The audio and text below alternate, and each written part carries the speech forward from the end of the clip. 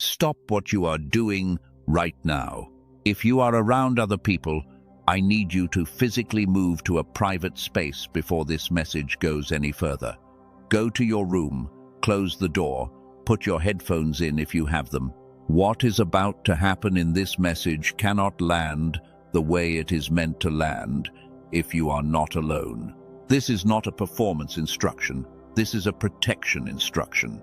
What God is about to say through this message is specific, it is personal, and it belongs in the private space, not the shared one. Chosen one. God specifically sent this message to a private place, not to an audience, not to a crowd, to the one who is alone right now, to the one who closed the door. That is not an accident. The privacy of this moment is not circumstantial. It is designed. The message you are about to receive was held back from the public setting because the public setting does not have the interior conditions to receive it. You do. You are in the right place. You closed the right door. Stay here. You closed the door. You turned aside from everything else in this moment and chose this private space. That act, before any teaching, before any tool, is itself the first declaration that something in you is alive and reaching. Let heaven see it right now. Type 777 inches the comments. The 3 sevens are the number of divine completion, of the finished work, of the thing God carries all the way through to its full end, 777. What God started in the private place of your life is not finished. I need to tell you why I asked you to be alone before I said anything else. It is not because what is in this message is shameful. It is because what is in this message is sacred. And sacred things land differently in private than they do in public. There is a reason that the most significant encounters in the sacred record happened in private spaces. Moses was alone when he saw the burning bush, not in a crowd, not in a service. Alone on the far side of the desert. Elijah was alone under the juniper tree when the angel came with the provision. Mary was alone when Gabriel appeared with the word that would change the course of history. Paul was alone on the road to Damascus when the light came. The pattern is not coincidental. When God wants to say something that will change the direction of a life, he creates the private setting first. He removes the witnesses. He collapses the distance between himself and the specific one he is addressing. He gets the person alone. And then he speaks. You are the one he got alone today. Not because you are in trouble, not because something is wrong, because something is right. Because what God is about to say to you belongs in the private space, the space where the performance stops and the real interior is present, the space where he can speak to who you actually are, rather than who you have learned to be in the shared spaces of your life. So, I want to ask you to do something specific right now, before I continue. I want you to take a physical breath, in through the nose, out through the mouth. And with the exhale, I want you to deliberately release whatever you were carrying when you walked into this room, whatever the day gave you, whatever the conversation left behind, whatever the silence of being alone in this space brings up, set it down at the door. What is about to happen in here requires the full interior, not the managed version, the real one. Now, I want to read you something. It is not from a theologian. It is not from a commentary. It is from the interior of the person God is speaking to in this moment. It is the description of the one who was meant to close the door and be alone for this message. I want you to let me read it and tell me how many of these you recognize. The first recognition sign: you have always known, somewhere in the deep interior, that you were not the same. Not in an arrogant sense. In the sense that the things that were enough for other people were not enough for you. Not because you wanted more in the material sense, but because the interior of you has always been reaching for something that the ordinary life could not fully name or fully hold.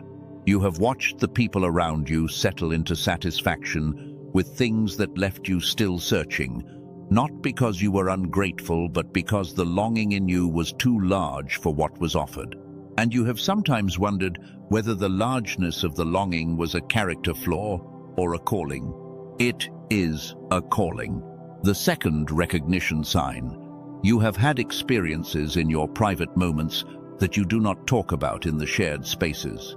Not because they were shameful, but because you learned early that the shared spaces were not built to hold them. You have had the sense of being spoken to in the silence. You have had the knowing that preceded the event. You have had the moment in the room alone when something shifted in the interior without any external cause. When the peace came without explanation, or the clarity arrived without prompting. And you have learned to hold those moments quietly, not because you doubt them, but because the vocabulary for them is not always available in the spaces where you spend your ordinary time. The third recognition sign. The private space is where you are most yourself. The you who exists in the shared spaces, the one who navigates the social requirements and the relational performances and the presentations you have learned to give to the different people in your life, that you is real.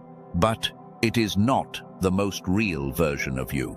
The most real version of you exists in the room with the door closed, in the silence, before the words start, in the interior that does not edit itself for an audience. And the fact that you are here right now, that you were willing to close the door and be alone with this message, is evidence of how much that most real version of you knows it needs to hear what is coming. The fourth recognition sign. You carry a weight that you do not always have words for. Not the weight of your problems, though you have those too, a different weight. The weight of the things you perceive that others do not seem to perceive. The weight of the concerns that are larger than personal circumstances. The weight of a sense of responsibility that extends beyond your ordinary life into something you cannot always name but cannot put down. You have tried to put it down, it comes back. Not as a burden you chose, but as a calling you were given.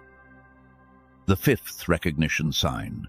There are seasons in your life that you have not been able to explain to anyone who was not in them with you. Seasons that from the outside looked like stasis or struggle or stepping back, but that from the inside were the most significant formation seasons of your spiritual life. Seasons in the private place. Seasons in the desert. Seasons in the room with the door closed and no audience and no confirmation. And the long practice of staying present with God in the silence, when the silence was the only thing offered. Those seasons produced something in you that the public seasons could not produce.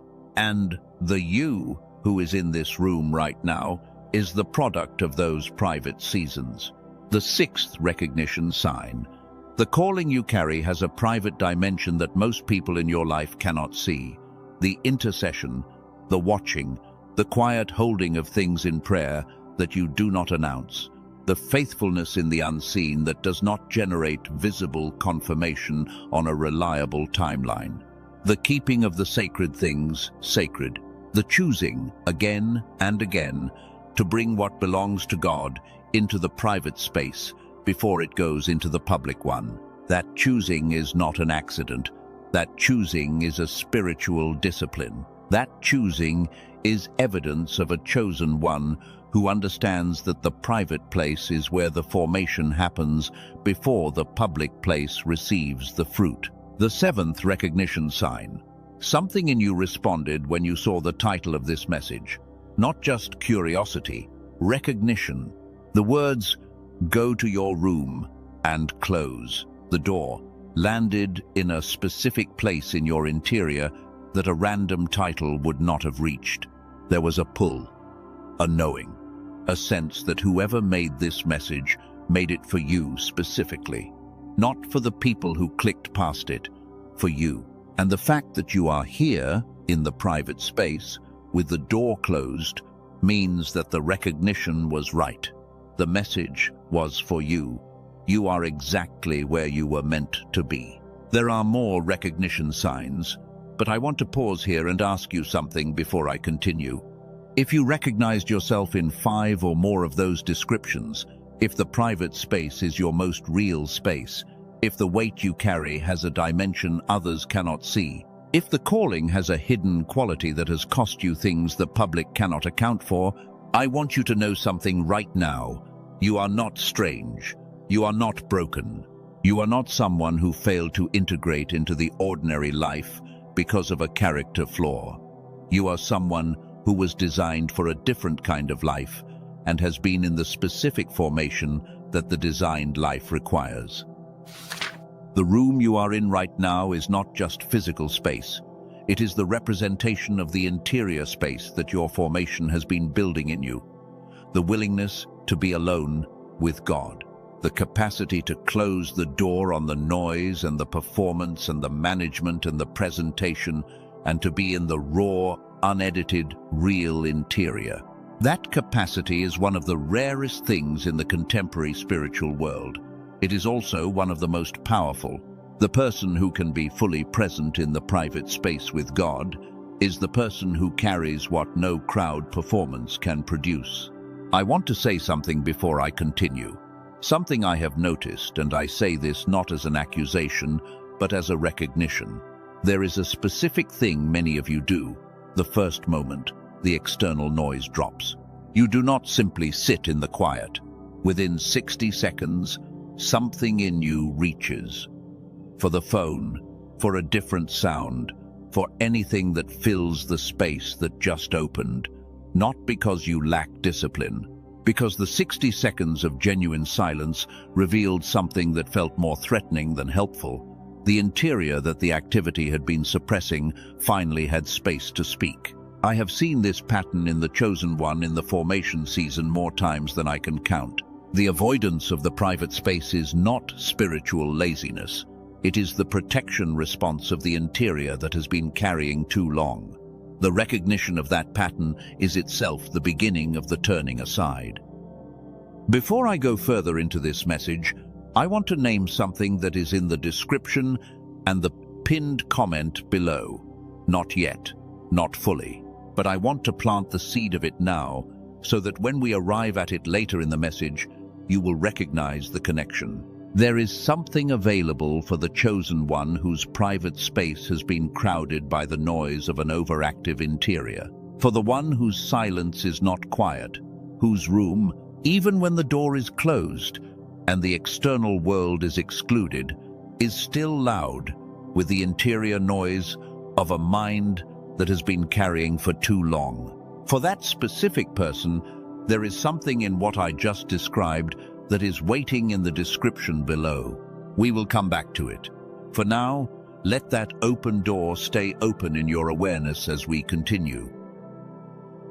Now, I want to go deeper into the private space with you. I want to talk about what it actually costs the chosen one to be the person who closes the door. Because the door closing is not always simple. The door closing is sometimes the act that requires the most courage of all the acts the chosen one performs. It is easy to be the person in the crowd. The crowd provides cover. The crowd provides the sense of movement, the sense that something is happening, the sense of belonging to a larger momentum. Being in the crowd is the comfortable option. Closing the door is the costly one. The chosen one who closes the door is the one who is willing to say, "What I need is not available in the shared space. What I need is not what the crowd can offer. What I need requires the private encounter." And the act of saying that, even to themselves in the interior, is often the act that the formation has been building toward for years. The capacity to leave the crowd without guilt, to close the door without apology, to be alone with God without the performance anxiety that the shared space produces. That capacity is one of the primary outputs of the formation. I want to tell you about a specific dynamic that happens in the interior of the chosen one who has spent significant time in the public spaces, in the shared spaces, in the crowd. The dynamic is this: the public space trains the interior to perform, not in a cynical way, not in a false way, but the presence of observers changes what happens inside the interior of the one who is being observed. The performance is subtle, it is often unconscious, but it is real. And over time, the chosen one who has lived primarily in the shared spaces begins to lose access to the unperformed version of themselves.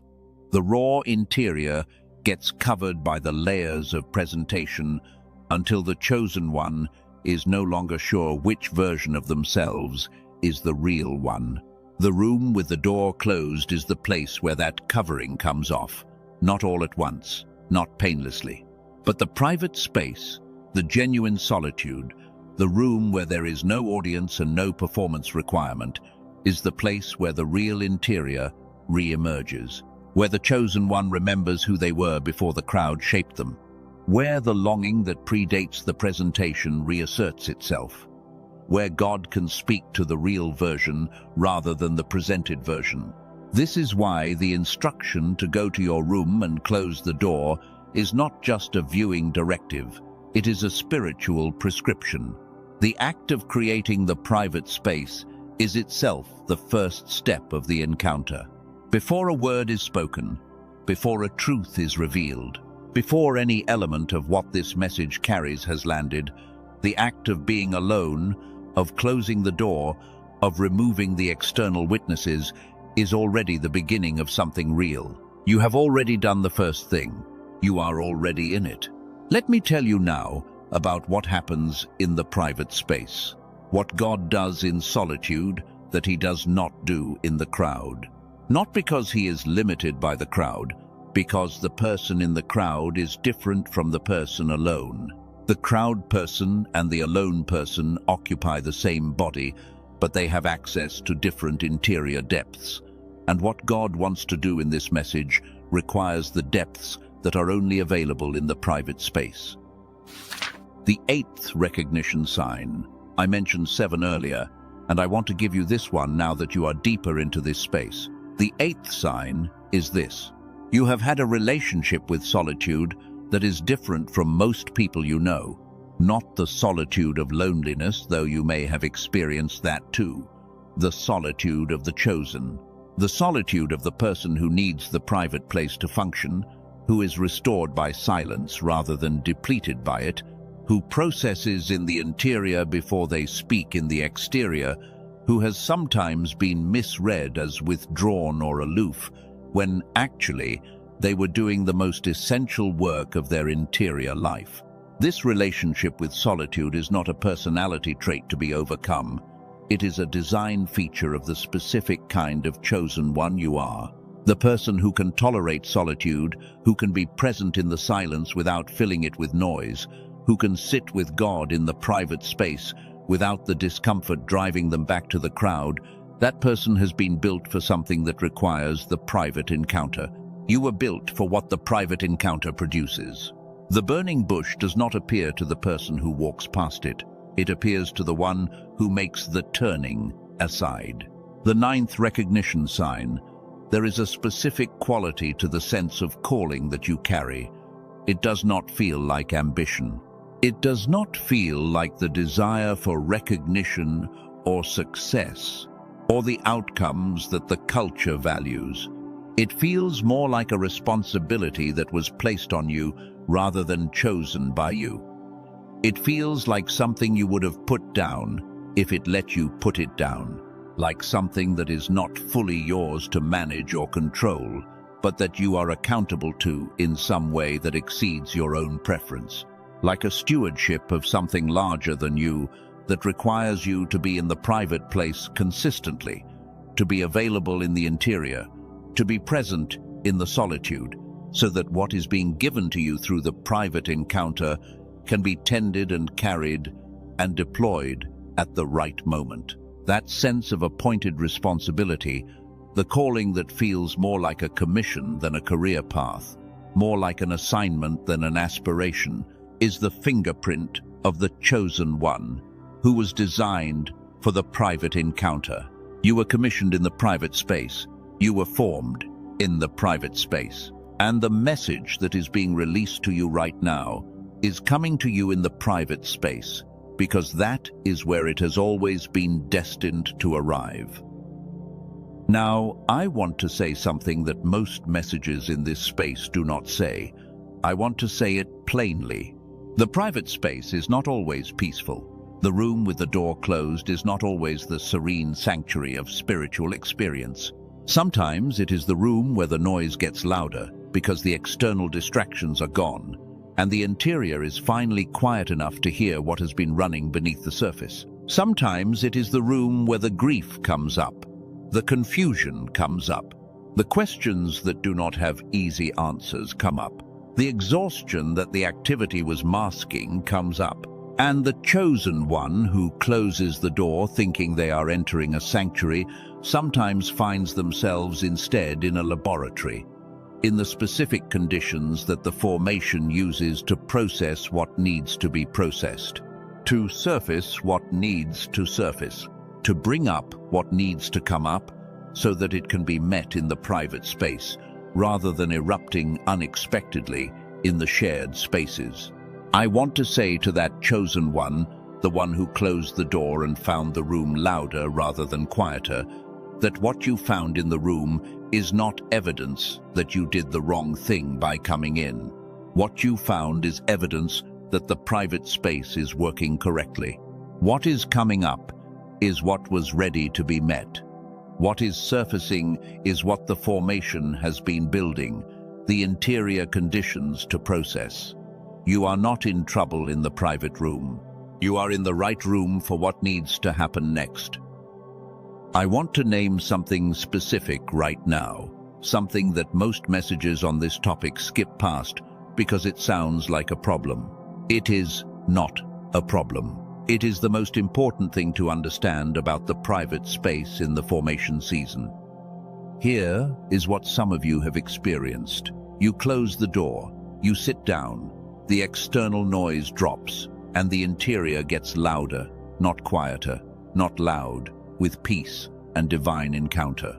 Loud, with the specific cycling of thoughts the activity was suppressing, the email you have not sent, the conversation that did not resolve, the situation that is still open. They surface, all of them, the moment the quiet begins. And you have drawn a conclusion about that experience. One of two conclusions. Either the private practice is not working for you specifically, or something is wrong with you spiritually. The exterior quieted, the interior did not. Therefore, personal failure. I am not doing this correctly. That conclusion is wrong, and I want to show you why it is wrong. What is actually happening in that moment has a name. I am going to call it the carried weight. The carried weight. The mind of the chosen one in the formation season has been in carrying mode, holding what you have been holding, navigating what you have been navigating, processing at depth what the ordinary person processes at the surface. The exterior activity, the work, the movement, the noise, was not creating the carrying, it was suppressing it, giving it somewhere to be without surfacing fully. The moment you close the door and the exterior noise drops, the carried weight finally has space to speak. And it speaks loudly, specifically, with the exact inventory of everything that has been carried and not yet resolved. That is not the failure of the private practice. That is the private practice functioning correctly. The silence did not create the weight. The silence revealed what was already there. So, I want to recontextualize something for you right now. Every session where the private space felt loud and unhelpful, every session where you sat down and the cycling thoughts came and you concluded it was wasted, those sessions were not wasted. They were the sessions where the formation was doing the most honest work it could do. You were creating the conditions for the interior to finally speak. Not failure, fidelity. And here is what returns the agency to you. The sacred stillness does not begin by quieting the cycling. It begins by naming what cycles first. What rises to the surface in the first 60 seconds of the private space is not your obstacle. It is your starting inventory. The noise is not the enemy of the practice. The noise is the first entry in the interior inventory. The weight was always there. The room was simply honest enough to let you see it. The private room has always been the place of the transformation, not the place of the comfortable, the place of the real. And the chosen one who can stay in the private room when the staying is uncomfortable, who can remain present with what comes up rather than going back to the noise of the shared space, that chosen one is the one who exits the private room transformed, who walks out of the solitude carrying what the solitude produced, who brings into the public what the private encounter deposited.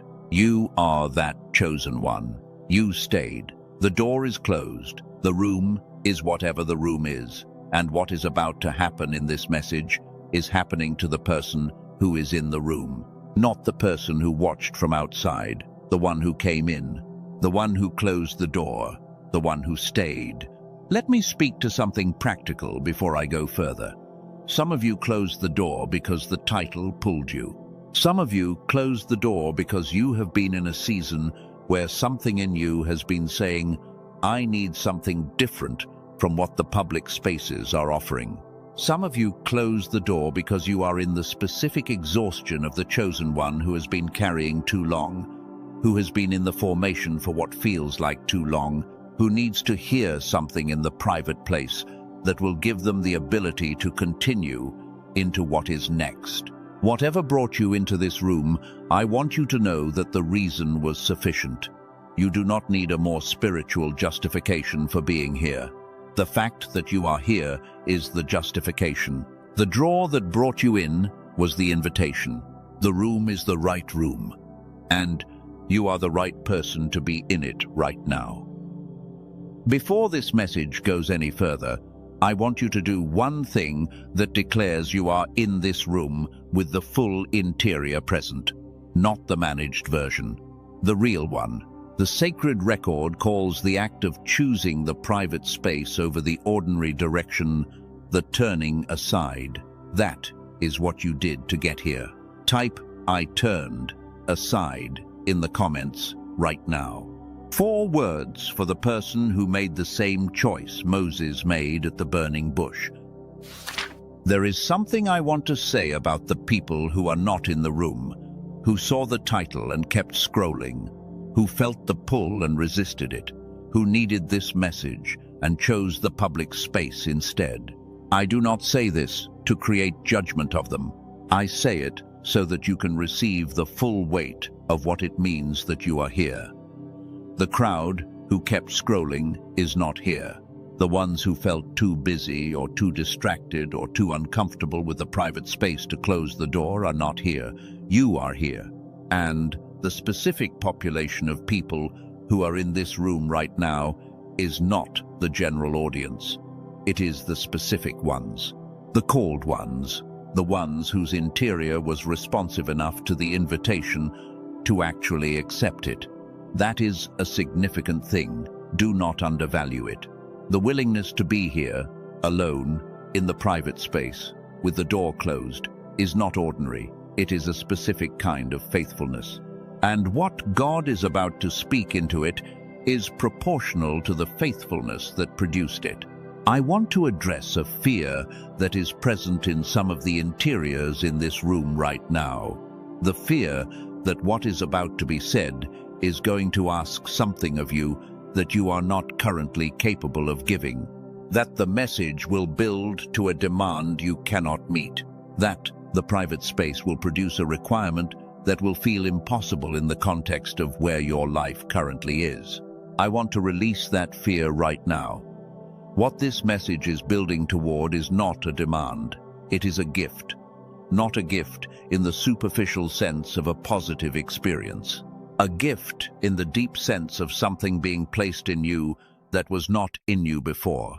Something being revealed to you about yourself and about God, and about the specific season you are in, that will change the way you walk out of this room and into what is next.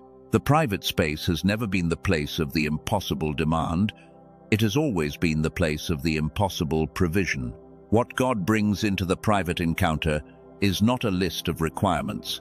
It is the specific resource that meets the specific need of the specific person who closed the door. And the specific resource that this message is carrying for you is already present in this room. You are already in contact with it. You just have not fully received it yet. We are going to receive it together. Everything in this message, from this point forward, is moving toward that reception. The teaching that is coming, the formation theology that is coming, the specific ancient wisdom and the modern understanding, and the practical tools that are coming.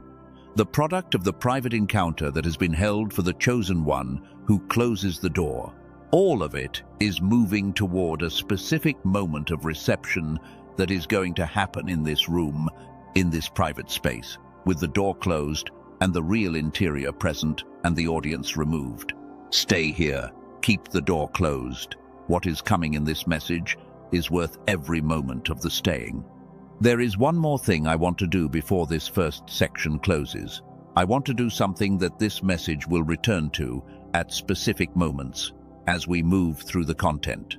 I want to speak directly into your private space, not in a general way, in the specific way that the private encounter has always operated, the way that the burning bush spoke to Moses by name, the way that the angel addressed Elijah specifically, the way that Gabriel spoke to Mary with a greeting that was for her specifically.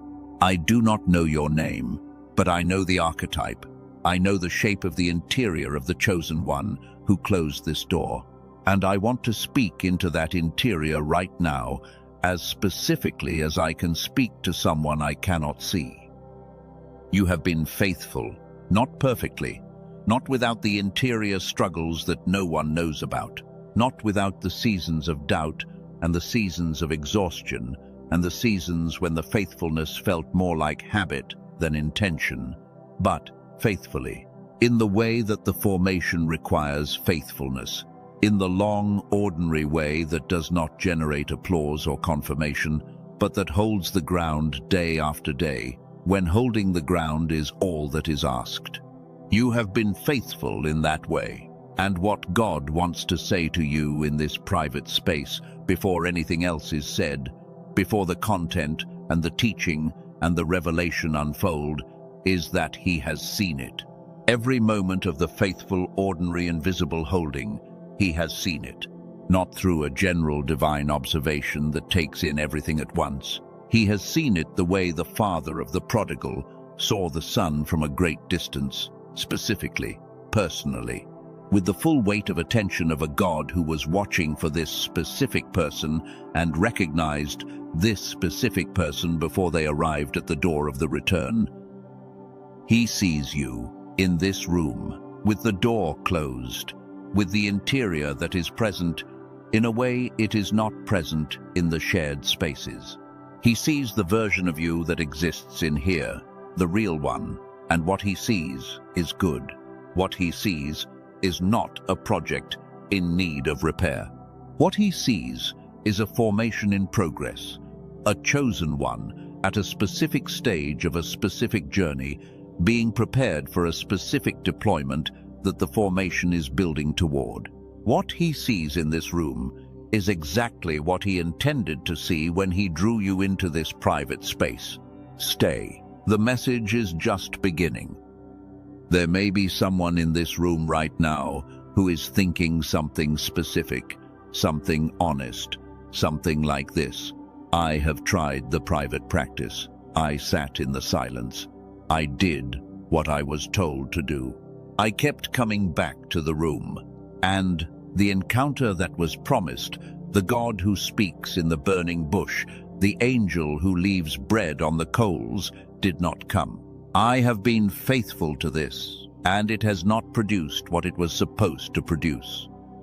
That is a reasonable thought, and I want to speak directly to it before we go further, because if that thought is in your interior right now, It will block everything else this message is trying to say. What you tried was not wrong, but there is a distinction between what you tried and what the private practice actually is. Most people approach the private space expecting a dramatic encounter on a timeline, and when the encounter does not come on schedule, they conclude the practice failed. But the burning bush was not Moses' first session of solitude. It was the result of 40 years of ordinary faithful desert, 40 years of showing up without the encounter. The encounter was the outcome of the practice, not the substitute for it. What you tried was the right thing, and what you are in right now is not the aftermath of failure. It is the building of the specific interior conditions that make the encounter possible. I want to take you back to a specific moment in the sacred history that I believe is the most important piece of background for the chosen one who is in the private room right now. Not because it is the most famous, not because it is the most dramatic in the obvious sense, because it is the most accurate map of what is happening to you in this specific season. The moment is this. A man is on the far side of the desert, alone, tending the sheep of his father-in-law. He has been in this private situation for 40 years, not 40 days, 40 years. A significant life. A life that from the outside, from the perspective of anyone who knew who this man had been before the desert, would have looked like a decline, like a fall from potential, like someone who had been positioned for greatness and had somehow ended up in the most ordinary possible circumstance, tending sheep in a desert for 4 decades. The man is Moses, and the 40 years in the desert were not a detour from the calling. They were the formation that the calling required. They were the specific preparation for the specific weight that the commission would place on his shoulders.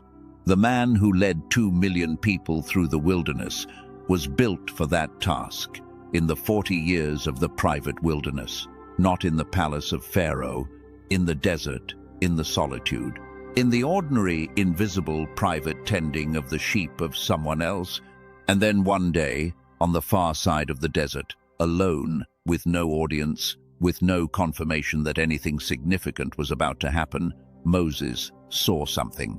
A bush on fire. A bush that burned and was not consumed. And Moses did something that I want to pay careful attention to. He did not run. He did not call someone else to verify the sight. He did not wait for permission from the group. He said to himself, I will now turn aside and see this great sight. Those 4 words carry their own name. The turning aside, not the dramatic encounter, not the miraculous appearance. The specific, deliberate act of leaving the ordinary direction long enough to approach the unusual thing. The turning aside is the door of every burning bush moment in the sacred record. And what you did when you closed this door and came into this private space, that was your turning aside. The burning bush appears to the one who makes that specific move. I will now turn aside. That is the phrase I want to rest on for a moment. Moses was already alone. He was already in the private space. But he made an additional choice to turn aside from where he was going, to deviate from the direction of the ordinary, to lean in to what was unusual rather than passing it by. And it was in that turning aside, in that willingness to leave the ordinary path and approach the unusual thing, that the sacred encounter happened. God spoke to Moses from the burning bush, not in the palace, not in the crowd, in the private desert, in the turning aside, in the willingness to approach the unusual thing and see what it held. But what was spoken in that burning bush encounter, the specific word God gave Moses in the private desert, I need you to hear it in the right context. Because what was spoken there is being spoken in this room right now. Hold that. I will bring you to it. But first, stay with what the act of the turning aside itself already means. And what the burning bush held was the commissioning of Moses for the most significant task any single human being carried in the sacred record up to that point. The 40 years of the private desert produced the person who could receive the commissioning. The willingness to turn aside produced the encounter in which the commissioning came. And the specific person God commissioned was the one who was alone, in the private space, tending ordinary things faithfully, and willing to deviate from the ordinary to see what the unusual held. You are in the burning bush moment, not a metaphorical one, an actual one. You closed the door and turned aside from the ordinary to be in this private space. The act of being here, alone, with the door closed, is your turning aside. And the message that is coming to you in this private space is your burning bush, not the consumption of it, the seeing of it, the drawing near to it, the receiving of what it holds. What the burning bush held for Moses was not a comfortable conversation. It was a commission, a specific assignment, a clear word about who Moses was, who God was, what was being asked, and what was being promised. All of it came in the private space. All of it came to the person who was alone and willing to turn aside. Now, I want to take you to a second moment in the sacred history. A different person, a different private space, but the same pattern. A prophet is sitting under a juniper tree. He has just run for his life after one of the most significant spiritual confrontations in the sacred record. He faced 450 prophets on Mount Carmel and won. The fire of God came down in a visible demonstration in front of a crowd. And then he ran, not toward the next assignment, away, into the wilderness, under a tree, asking God to take his life. The man is Elijah, and the moment under the juniper tree is, in my reading of the sacred record, one of the most profound moments of divine pastoral care that the text contains. Because what God did not do in that moment is as significant as what he did. God did not give Elijah a lecture on faith. God did not tell Elijah to get back up and keep going. God did not send a theological correction or a rebuke for the fear or an instruction to perform better. What God did was send an angel who touched Elijah and said, "Arise and eat." And when Elijah looked, there was bread baked on coals and a jar of water. The provision was physical. The touch was physical. The care was embodied, particular, specific to the exhausted physical condition of the person under the tree. Elijah ate and lay back down, and the angel came again, touched him again, arose, and eat, because the journey is too great for you. The second provision was specific to the journey ahead, not just to the immediate exhaustion, to what was coming.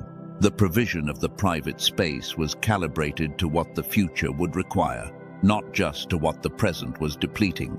And after the provision, after the sleep and the eating and the physical restoration, after the journey to Horeb, there was the still small voice, the specific private word, not in the wind, not in the earthquake, not in the fire. After all, of those, in the still small voice that came to the man who was alone in the private space, who had been honest about his exhaustion, who had not pretended to be more than he was in that moment, who had let God see him fully in the worst moment of the formation. The still small voice belongs to the private space.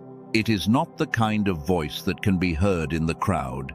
It is not the kind of word that lands in the shared space. It requires the closed door.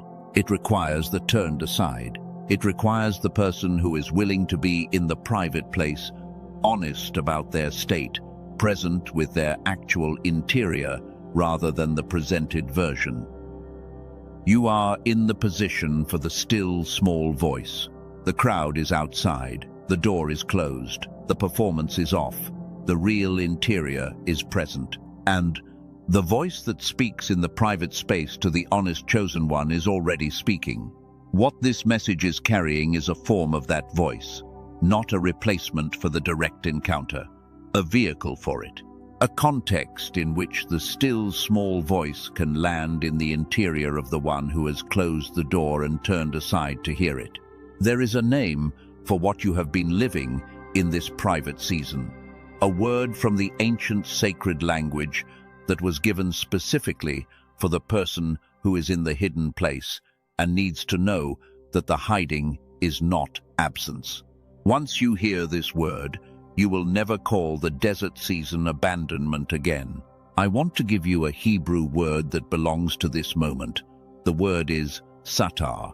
In the Hebrew of the sacred text, satar means to hide, to cover, to conceal, in a protective sense. The same root gives us the word for secret and the word for hiding place. And in the Psalms, the songwriter uses it to describe the specific kind of divine covering that belongs to the private encounter. He says, "You are my hiding place. You cover me with songs of deliverance. You conceal me in the shelter of your presence." I want you to own this word, satar, not just as a Hebrew etymology, as the specific name for the specific season you have been living. The private years that looked like withdrawal were the satar. The formation season that looked like stagnation from the outside was the satar. The desert that felt like abandonment was the satar, the divine concealment placed over a life that was being built for something the public season cannot produce. Once you have satar as your framework, the formation season rewrites itself from failure into preparation. That rewrite is permanent. The satar of God is not the hiding that comes from shame. It is the hiding that comes from protection.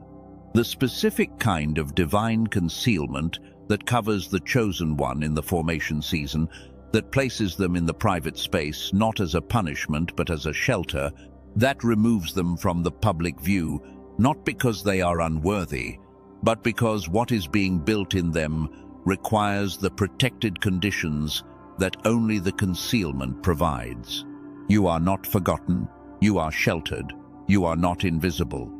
You are concealed for a specific purpose that only the concealment can build.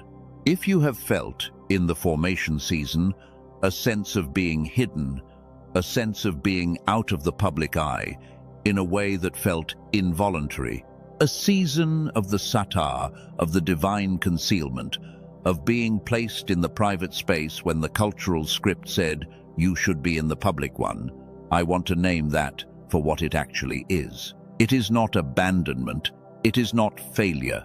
It is the satar of God over a chosen one who is in the formation that the commission requires. The burning bush appeared to the man who had been in the desert for 40 years of the satar. The still small voice came to the man who was under the juniper tree in the satar of his exhaustion. The private room where you are right now is the specific satar that God has placed you in for the receiving of what this message carries. The satar is no longer unnamed for you. The hidden season has a word now, and the person who has the word for their season is in a different position than the person who does not. Type satar in the comments right now. The one-word declaration of the chosen one who sees the concealment for what it actually is. Type the words "I see it" in the comments right now. This is the second declaration of this message. I see it. I see the private space for what it actually is. I see the satar as shelter rather than abandonment. I see the formation in the desert as preparation rather than waste. I see the closed door not as the end of my access, but as the beginning of the private encounter. I see it. Type, I see it. I want to walk you through a third moment now. A woman at the temple. Her name is Hannah. She is in the worst season of her formation, the season of the unanswered longing, the specific grief of the thing that has been asked for and not yet given.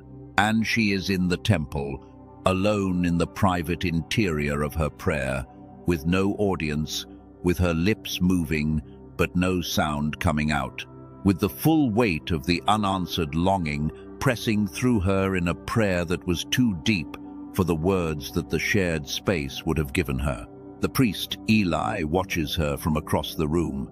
From the outside, the private prayer of Hannah looked to him like intoxication. He misread the private depth of her communion as disorder. He assessed the visible signs of the private encounter and got the diagnosis wrong. And it was only when Hannah explained what was actually happening in the interior that Eli received the correction and blessed her. This is one of the most practically significant moments in the sacred record for the chosen one, who is in the private space, because it names the specific dynamic that the chosen one in the deep private prayer encounters in the shared world. The depth of the private encounter does not always read correctly from the outside. The things that are happening in the interior, the depth of the communion, the weight of the longing, the specific quality of the private prayer, can be misread by the external observers who are trying to interpret the signs they can see. Hannah was not drunk. She was in the deepest prayer of her life, and the God who saw the interior of the prayer answered it, not because Eli correctly identified it, not because the shared space validated it, but because the one who receives private prayer does not need the shared space to interpret it first. God received the prayer directly from the interior of Hannah, without the mediation of the priest, without the validation of the crowd, without the correct reading by the external observers. Your private prayers have not required a correct external reading to be received. The things you have brought to God in the interior of your private space, in the closed room, in the still small voice of your own communion, have not needed to be understood by the people around you to be fully received by the one they were addressed to. God has received every prayer you have prayed in the private place, every longing you have brought to him in the silence, every asking that was too deep for the public space to hold, every Hannah prayer, every private turning aside, every satar encounter. He received them. And what Hannah received after the prayer, after the misreading, after the blessing of the priest who finally understood, was the specific thing that the longing had been reaching for. The answer to the specific private prayer was given to the woman who was willing to bring the full weight of the longing into the private space and lay it there without apology and without the need for the shared space to validate the depth of the asking. I want to pause here and create a moment of rest before we go further, because I know that some of you have been in the private space for a long time. Some of you have been in the satar season, in the desert season, in the Hannah season, for a stretch that has tested what you were built to endure. And the weight of the carrying is real. And what I want to offer right now, before the next section of this message, is not more teaching, it is permission. Permission to rest for a moment inside this private space. To not be moving forward or taking in or processing or doing anything with what has been said. To simply be in the room with the door closed and let the specific awareness of the burning bush and the still small voice and the satar and the answered Hannah prayer settle in whatever way they need to settle in you right now. You do not have to perform anything in this moment. You do not have to feel anything specific. You do not have to generate a response. You are in the private room. The performance requirement is off. What is in this room with you, what God has placed in this private space for the person who closed the door, is already here. You are already in contact with it. You can receive it without striving for it. You can let it settle without working for it. You can be in the rest of the private space and let the encounter happen without generating it. Rest here for a moment. The message is not going anywhere. The next section is waiting for you on the other side of the rest. Now, I want to tell you something I heard from a woman who came to me after a message similar to this one. I am not going to tell you her name. I am not going to tell you what city she was in or what her specific circumstances were. What I am going to tell you is what she said, because I believe it is exactly what a significant number of the people in this room right now are experiencing. She said this: I have been a private person my whole life. I do not mean shy. I mean that the most real version of me has always existed in the private space, in the room with the door closed, in the solitude. And I have spent most of my adult life feeling like that was a problem I needed to fix, like I was too internal, too quiet, too much of a person who needed to be alone, more than a healthy person should need to be alone. And what your message gave me was the first time I understood that the private space was not a symptom of something wrong. It was where I was being formed. When she said that last sentence, I heard something shift in the interior of the room. You could almost hear it in the silence after the words, the reframe from symptom to formation, from something wrong to something right, from the private space as a character flaw to the private space as the specific condition under which the formation of this specific kind of chosen one happens. I want to offer you that reframe right now if you have never received it. The degree to which you need the private space, the degree to which the closed door and the solitude and the interior life restore you in a way that the shared spaces cannot, the degree to which the most real version of you exists in the hidden place, that degree is not a symptom, it is a design feature. It is the fingerprint of the specific kind of chosen one who was built for the private encounter, whose formation happens in the satar, whose burning bush is waiting on the far side of the desert of the ordinary. You are that chosen one.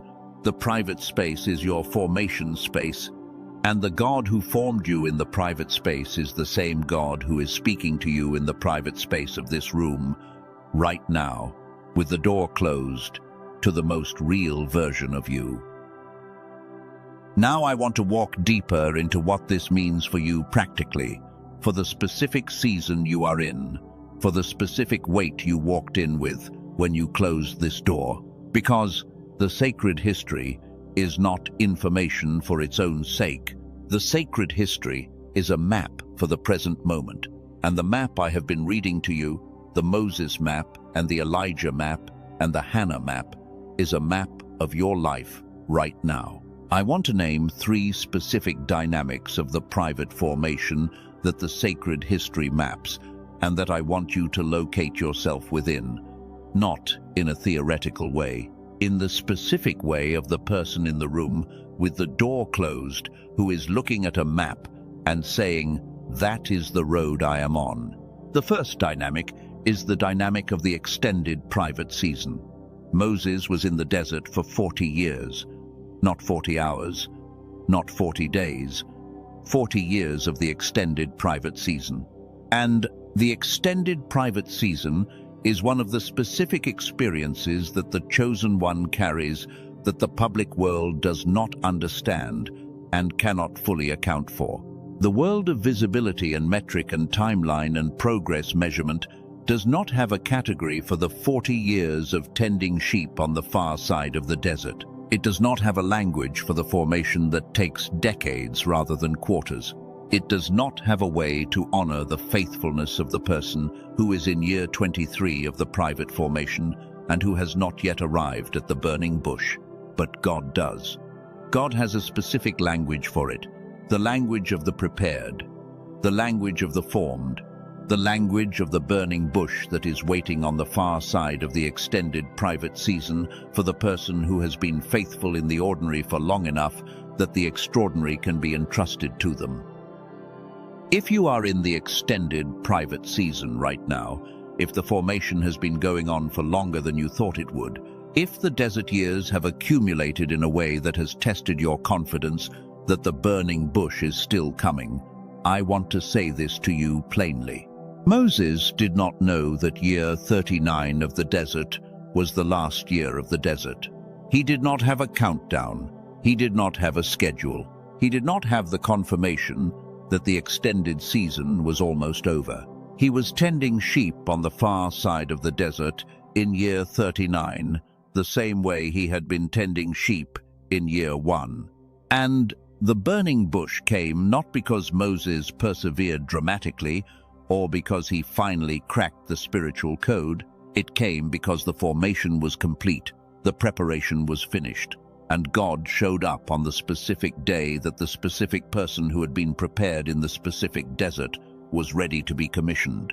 The burning bush comes when the formation is complete, not one day early, not one day late. On the specific day when what the formation built is ready for what the commission requires. You are on that timeline. You are in that desert. And the fact that you are in this private room today, with the door closed, leaning in to what the unusual holds, tells me that you are close. The turning aside is the sign of the person who is near the burning bush. The second dynamic is the dynamic of the provision in the private place. Elijah did not find the bread and the jar of water at the public meeting. He found it under the juniper tree, in the private exhaustion, in the solitude of the person who had nothing left to perform and no audience to perform for. And the provision was specifically calibrated to the state of the person in the private place. The angel knew he was exhausted. The angel knew the journey ahead was too great. The provision was designed for the specific condition and the specific future requirement of the specific person in the specific private space. The provision that God releases in the private place is not generic, it is specific.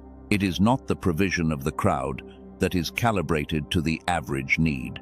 It is the provision of the burning bush and the juniper tree, calibrated to the specific exhaustion of the specific person and the specific requirement of the specific journey ahead. I want to say something about that specifically to the chosen one who came into this room carrying a form of exhaustion, not just physical tiredness, the exhaustion of the extended private season, the exhaustion of faithfulness without visible confirmation, the exhaustion of the chosen one who has been tending the sheep for 39 years and who needs something more than the instruction to keep going, who needs the bread on the coals and the jar of water, who needs the provision of the private place, not the exhortation of the crowd. That provision is here.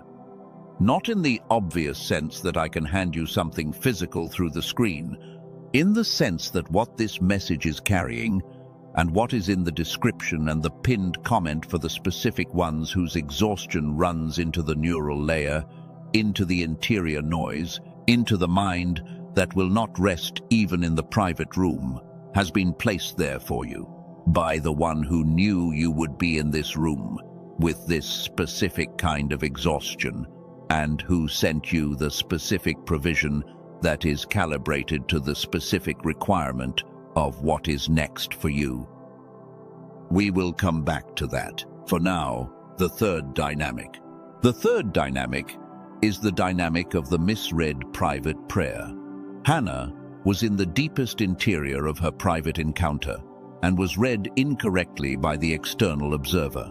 And this dynamic, the misreading of the chosen one in the private formation by the people around them, is one of the most consistent and costly experiences of the extended private season.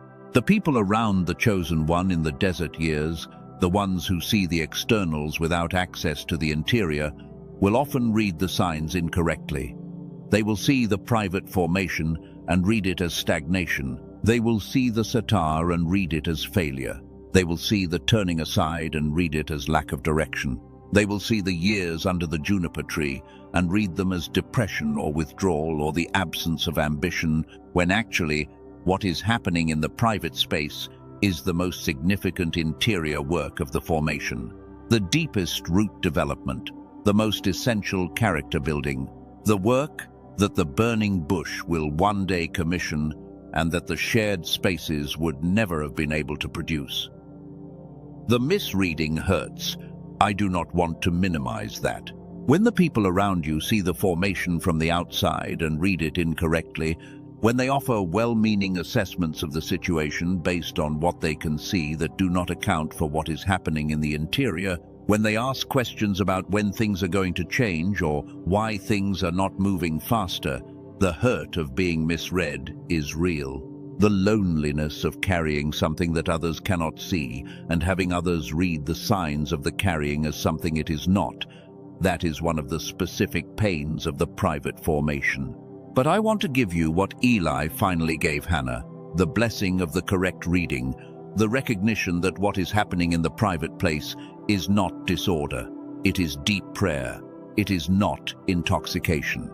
It is formation. It is not stagnation. It is the satar of God over a life that is being prepared for something that the ordinary timeline of public progress cannot account for. You are not Eli misread. You are Hannah in prayer. What is happening in your private space is real, and it is deep, and it is producing something that the correct reading of the externals would honor. And the one whose reading of the externals has been incorrect does not have the final word on what is actually happening in your interior. God has the final word, and his reading of your interior is the burning bush, and the still small voice, and the answered prayer of the woman, whose private communion was deeper than any crowd observer could correctly assess. I want to give you another word from the sacred text before we move forward. The Greek word is monos. It means alone.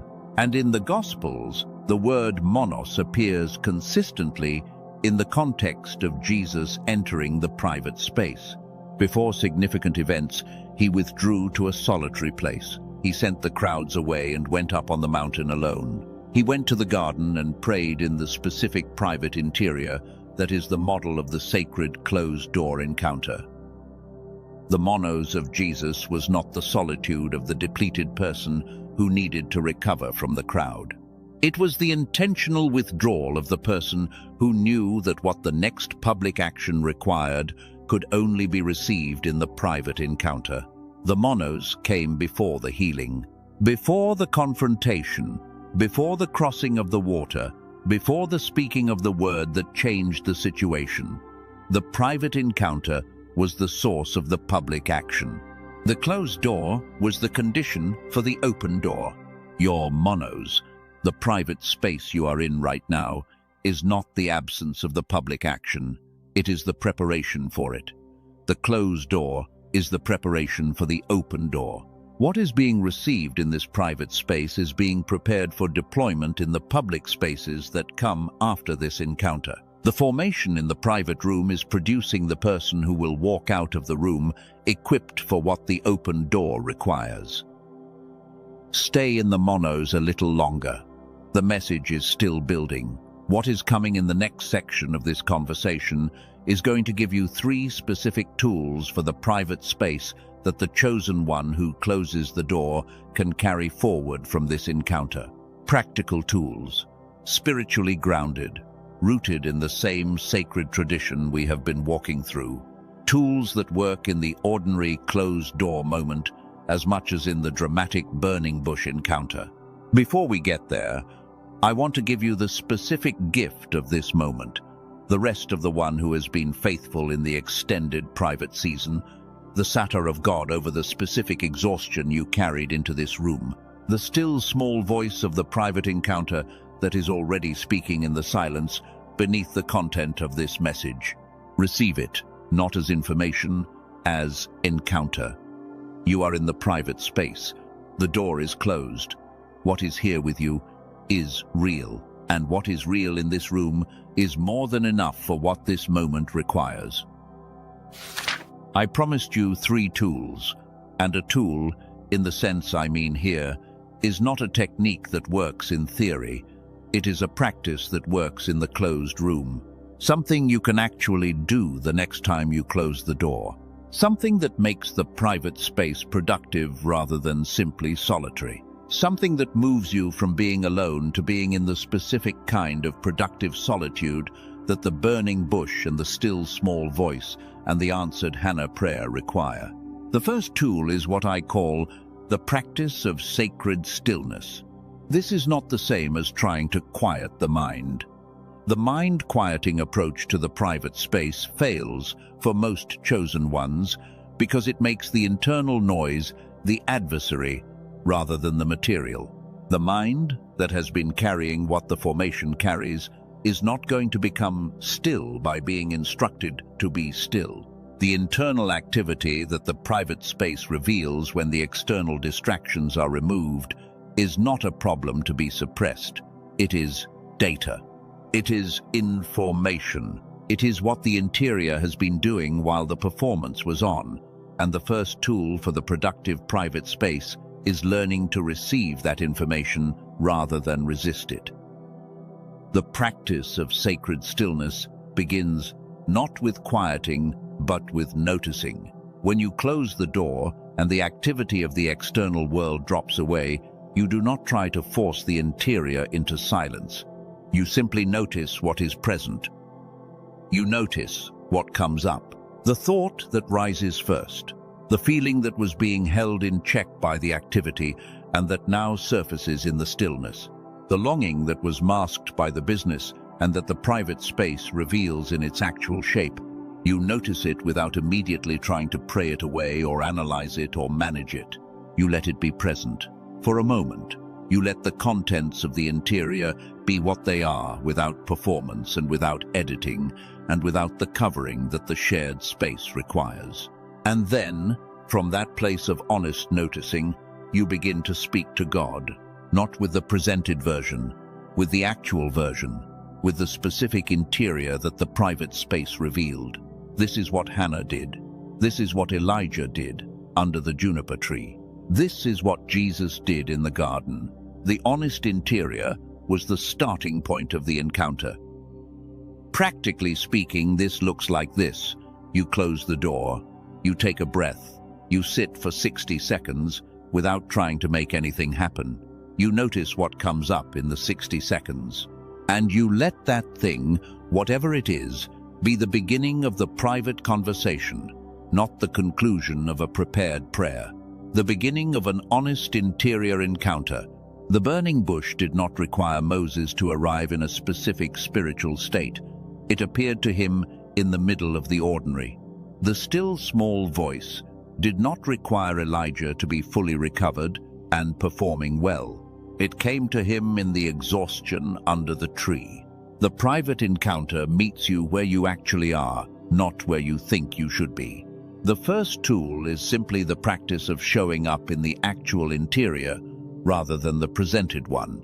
The second tool is the interior inventory. The interior inventory is a specific practice for the closed-door session that helps the chosen one identify what belongs in the private space and what belongs to be laid down at the door, because not everything you carry into the private room is yours to carry through it. Some of what the formation asks you to carry in the public seasons needs to be set down in the private space so that what God wants to place there can actually have room to land. The interior inventory has 3 parts.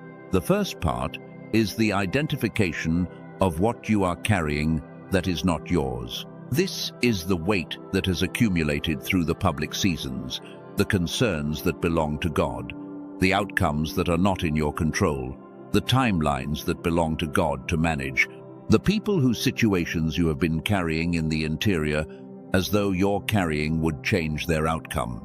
These are real concerns, and they matter. But they are not yours to carry through the private encounter. They belong in the hands of the one who can actually hold them. The first part of the interior inventory is naming them specifically and releasing them to those hands. The second part of the interior inventory is the identification of what you are actually carrying that is yours, the specific longing of the formation season, the specific wound that is present, the specific confusion or question or exhaustion that the private space has revealed when the external noise dropped away. These things do not get set down at the door. These are what you bring into the private encounter. These are the Hannah prayer, the honest interior that God receives and responds to, the actual state of the person in the room. The third part is the identification of what you are receiving, not what you want to receive or what you think should be released, what is actually here in the private space, the specific quality of the presence that is in the room with the door closed, The specific thing that has been landing in the interior as you have been in this message, the specific word or image or awareness that has surfaced in the private encounter that did not come from you. That third part of the interior inventory is the reception practice, the practice of noticing what God is releasing in the private space rather than only noticing what you are bringing. Practically, this looks like this. You close the door, you run the three-part inventory. What am I carrying that is not mine? What am I carrying that is mine? What is being released here that I did not bring? You do this not as a lengthy analysis, but as a brief, honest interior check. It takes 2 to 3 minutes. It can be done in writing or in silence. And what it produces is a cleared space in which the encounter can happen without the weight of the miscarried concerns crowding out the specific thing God wants to place in the private room. The interior inventory is one of the most practical gifts I can give the chosen one who closes the door regularly. It is the specific practice that converts solitude into productive sacred encounter. That takes the private room from being a space where the ordinary person simply is alone to being a space where the chosen one actively receives what the private encounter holds. The third tool is the private declaration. The private declaration is exactly what it sounds like. It is the practice of speaking aloud in the closed-door space, not the silence of passive prayer. The active voice of the person who is in the private space naming what is true, declaring in the specific place where no audience is present, no performance is required, and no external confirmation is available. What God says about this moment, this season, this person, this situation. The private declaration does the same work in the individual prayer life that the sacred declarations of this message are doing in this collective private space. It activates the interior in a way that the unspoken interior processing does not. It takes what is known in the spirit and makes it real in the spoken word of the private room. It converts the internal awareness into an articulated reality. And in the tradition of the sacred text, from the creation account, through the prophetic declarations, through the prayer language of the Psalms, the spoken word carries a specific kind of weight that the unspoken word does not carry. The private declaration does not require eloquence. Moses at the burning bush asked God who he was to go. Elijah, under the juniper tree, asked God to take his life. Hannah at the temple had no formal words at all, only the moving of the lips over the longing that was too deep for the language of the public prayer. The private declaration is not measured by its rhetorical quality. It is measured by its honesty, by the degree to which it speaks the actual interior rather than the performed version. Practically, the private declaration looks like this. In your private room, after the sacred stillness and the interior inventory, you speak aloud, in whatever words come, what God is saying over you in this season, not what you hope He is saying. What you actually sense is being said. You declare it in the first person. I am known. I am seen. I am covered. I am equipped. I am the chosen one. In formation. The burning bush is coming. The still small voice is present. The private prayer is received. These are not aspirational, they are positional. They are the declarations of a person who is naming what is actually true from the position of the one who made them, even when the felt sense of the formation season says something different. The private declaration is the practice of the chosen one, who knows the difference between the formation season felt sense and the actual identity that the formation is building, and who chooses to speak the actual identity even when the felt sense has not yet caught up. Type the words I receive in the comments right now. This is the third declaration of this message. I receive what the private space holds. I receive what the burning bush carries. I receive what the still small voice is saying. I receive what the Hannah prayer has been reaching for. I receive what God has placed in this specific closed-door encounter for the specific person I am in this specific moment of the formation. I receive it. Type, I receive. Now, I want to pause on one specific thing that I placed in the description below and the pinned comment for the chosen one, whose private space carries a specific kind of noise that the three tools alone do not fully address. Not the noise of the external world. That noise, the closed door handles, the noise of the interior, the specific kind of overactive neural pattern that the extended formation season can produce, the mind that runs even in the private room, the thoughts that cycle even in the sacred stillness, the interior noise that the interior inventory reveals, but that does not simply stop when the external distractions are removed. For that specific chosen one, the one whose private room is quieter on the outside but louder on the inside, the one who has tried the private space and found that the internal noise crowds out the encounter. I want to say one more thing before we move past this layer of the message. What is in the description is specifically for you. It is not for everyone. It is for the person who recognized themselves in that description. The path to it is there. We will come back to it one more time near the close of this message. For now, simply know that the provision for that specific kind of inner noise exists, and that you are not left without a resource for it. Before I move into the next section of this message, I want to ask you to do something that will take 30 seconds. There is a specific person in your life, someone whose face you can see right now if you let yourself think about them. Who needs to be in this private room? Who needs to close the door and be in the encounter that this message creates? Who is in the formation season and does not have the language for it yet? Who has been in the satar and has been reading it as abandonment? Who has been under the juniper tree and does not know that the bread and the jar of water are the specific provision of the private encounter? I want you to send this video to them right now, not after you finish watching, right now. Take 30 seconds and send it to the person whose face came to mind.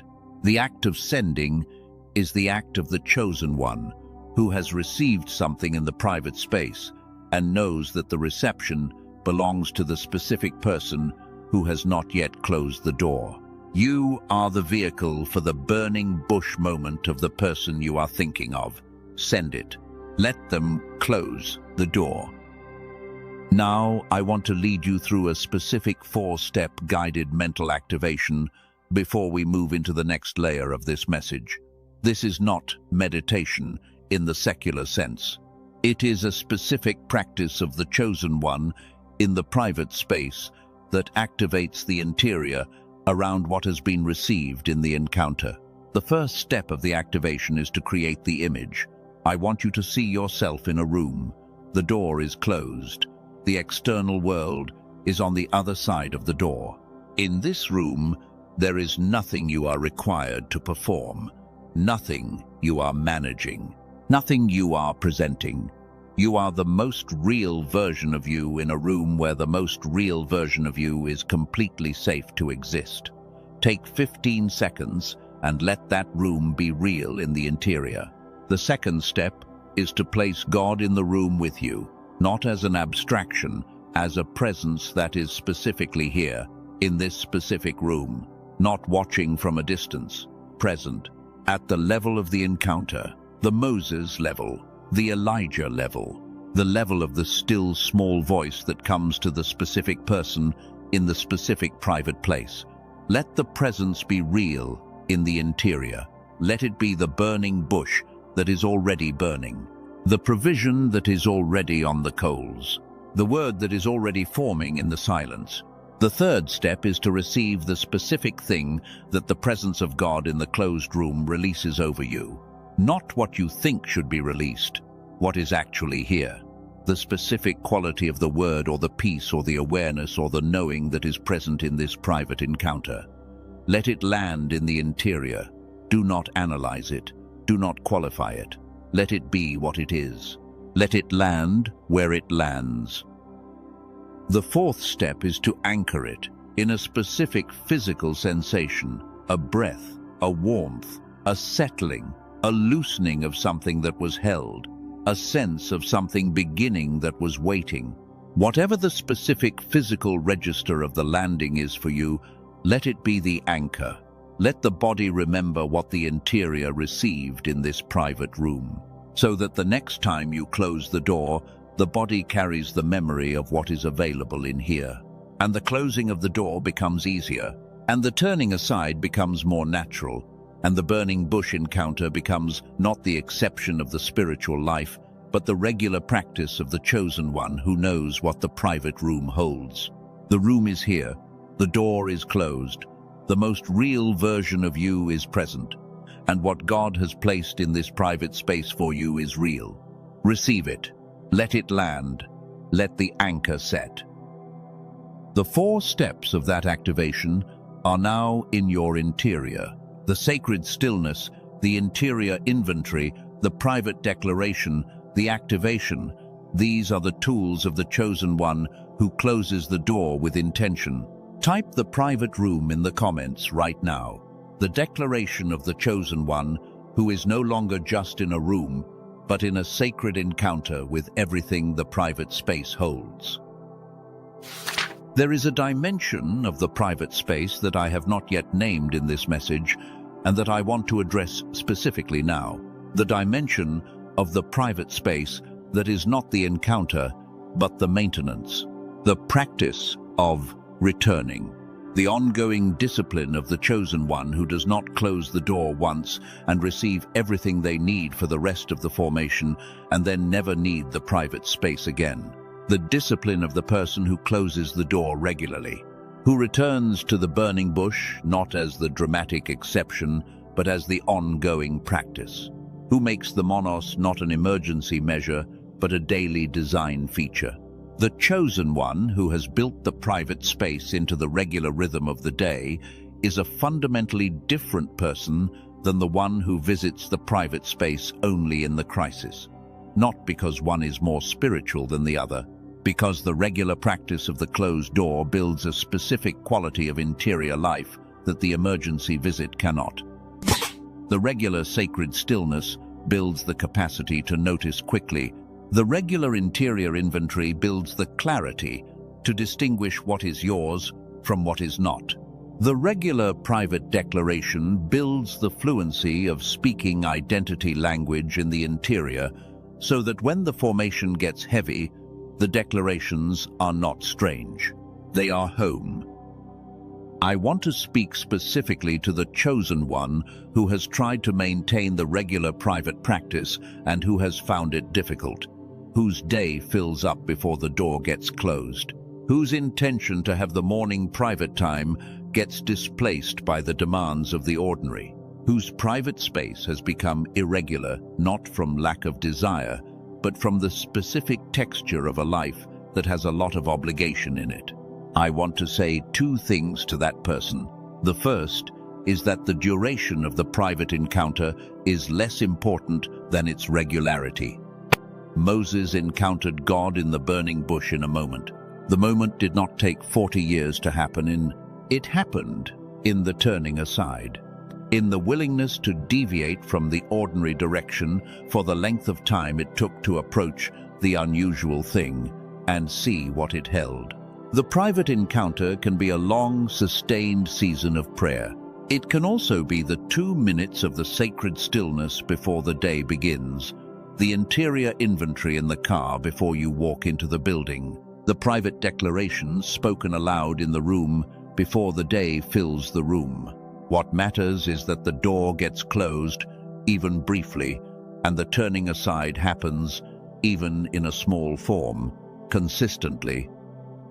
The second thing I want to say is that the resistance to the regular private practice is itself information. When the private space is consistently displaced by the ordinary, it is worth noticing what specifically is doing the displacing, because the displacement is not always simply busyness. It is sometimes the specific protection pattern of the chosen one who learned somewhere in the formation that the private space is where the grief comes up, where the confusion surfaces, where the things that were being held in check by the activity reveal themselves, and the activity becomes the management strategy for not being in the private space where the difficult things are.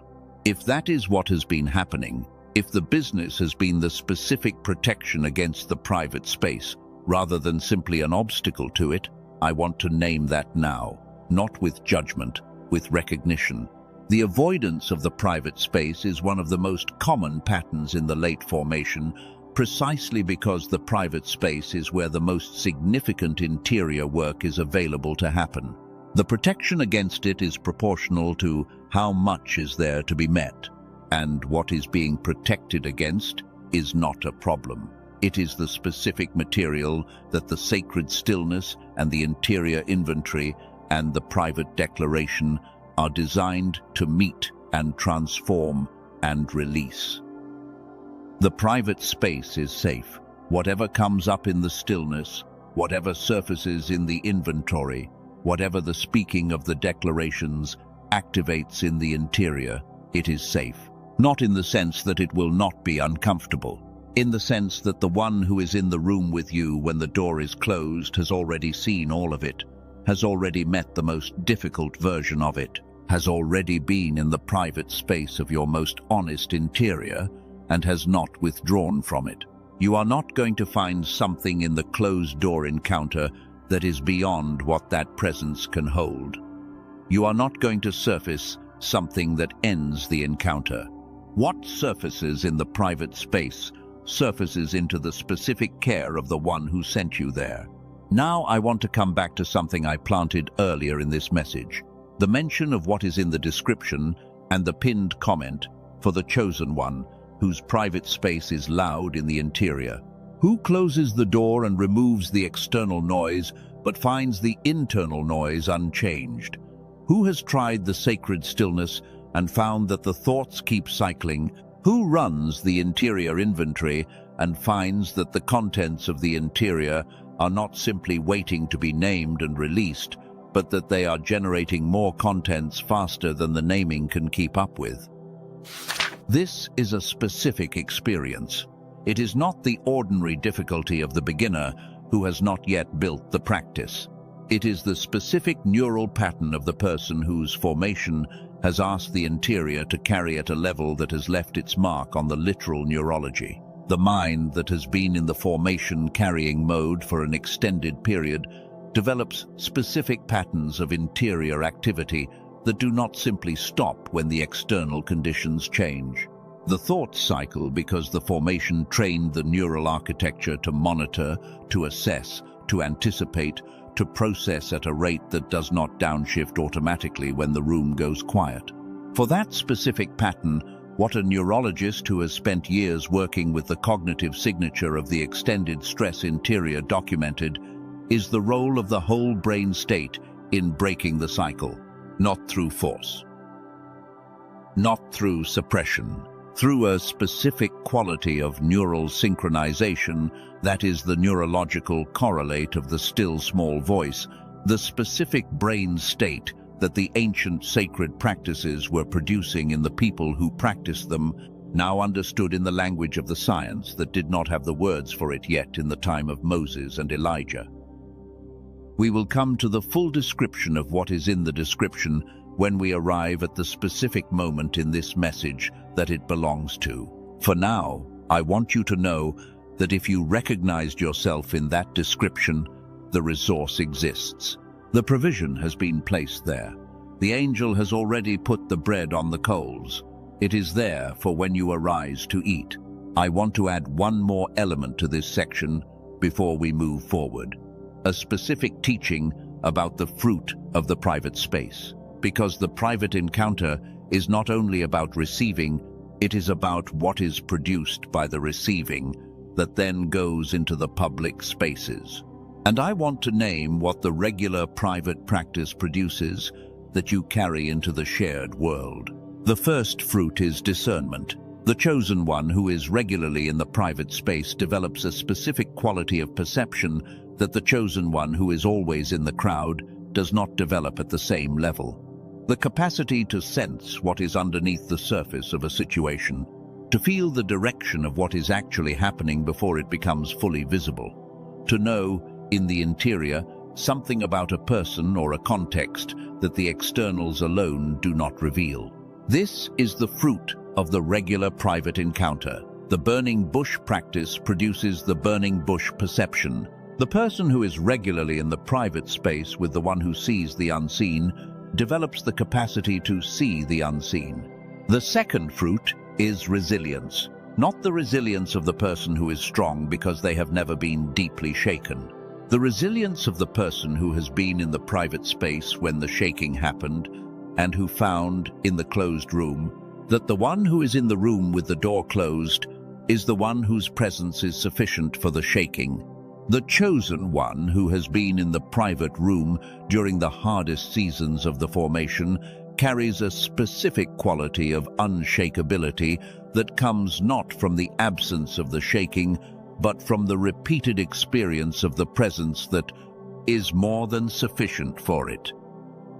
The third fruit is authority. Not the authority of the position, or the title, or the platform. The authority of the person who speaks from the private encounter, who carries what the closed door produces into the open space, who speaks the word that was received in the private place with the specific weight of the person who was actually there. The prophetic voice in the sacred record consistently belongs to the people who were first in the private space. Isaiah, in the vision.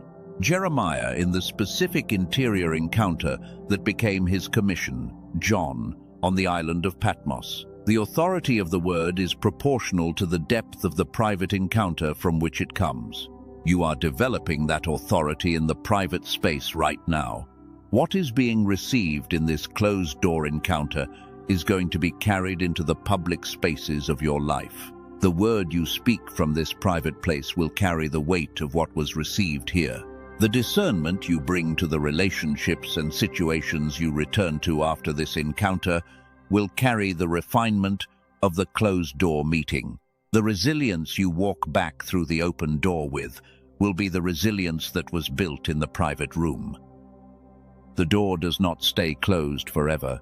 The private space is the preparation for the public one. Moses left the burning bush with the commission. Elijah rose from the juniper tree with the provision and walked to the mountain. Hannah left the temple with the answered prayer in her interior before it was in her hands. The fruit of the private encounter is always meant for the public world. You bring it with you when you open the door. And what you are about to bring out of this private room, what you are receiving in this encounter right now, is real. It is specific to you.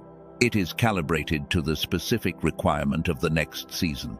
And it will be recognizable when you step back into the public spaces, not immediately and not obviously, but in the specific quality of how you show up in those spaces, in what you see that others do not see, in how you stand in what others cannot stand in the word that comes out of you in the specific moment when the public situation needs the private encounter to speak into it. There is a second experience I want to name before we go further, one that is closely connected to the fruit of discernment I just described, but that has been misread so consistently in the life of the chosen one that I want to address it directly. Here is the experience. You are in a conversation with someone you know well, a regular conversation, and something in you drops below the surface of what is being said, not distraction, something deeper. You hear what the person is saying and you are simultaneously aware of something underneath it that they are not talking about, a pain they are managing, a fear that is driving a specific decision, a connection between this moment and something larger that they have not yet seen. And you cannot say any of it because the shared space is not built to hold that level of perception. So you surface, you respond to the ordinary layer, and you carry the deeper seeing privately, as you always have. And that experience has been diagnosed for you in various ways. You are too analytical. You are reading too much into things. You are projecting. You are too sensitive. The diagnosis is always some version of, there is too much happening in your interior and you need to moderate it. But the mechanism is not excess. It is design. I want to give this pattern a name. The depth differential. The depth differential is the gap between the interior depth you were built to operate at and the surface level of what most ordinary conversations can hold. It is not a flaw in your perception. It is the fingerprint of the specific chosen one who was formed in the private encounter. Moses came out of 40 years of desert formation and saw a burning bush that everyone else had walked past for 40 years of their own. Not because he was hyper-vigilant. Because the formation had built a specific quality of perception that the ordinary formation does not produce. You have been built with the same quality. The private formation is the training ground for seeing at the depth that others are not yet calibrated to see. So the experiences of feeling too internal, of perceiving beneath the surface when others see only the surface, of carrying the deeper perception without being able to share it in the ordinary spaces, those were not symptoms of being too much. They were evidence of the formation functioning correctly, not failing to connect at the surface level, exceeding it. The person you are designed to serve is not the person who needs you at the surface. It is the person who needs someone who can see beneath it. The depth is not a liability. It is the specific gift the private formation has been building for its moment of deployment. Not too deep, built for depth. I want to shift the frame for a moment, not away from what we have been walking through, deeper into it. Because everything we have discussed, the burning bush and the juniper tree, and the satar, and the monos, and the three tools of the private space, has been moving toward a specific question, a question that I think is sitting in the interior of a significant number of the people in this room right now. A question that the formation season tends to generate in the specific chosen one who has been trying to access the private space and who keeps running into the same obstacle. The question is this: what do I do when the private room is not quiet? What do I do when I close the door and the stillness I am seeking is not in the room?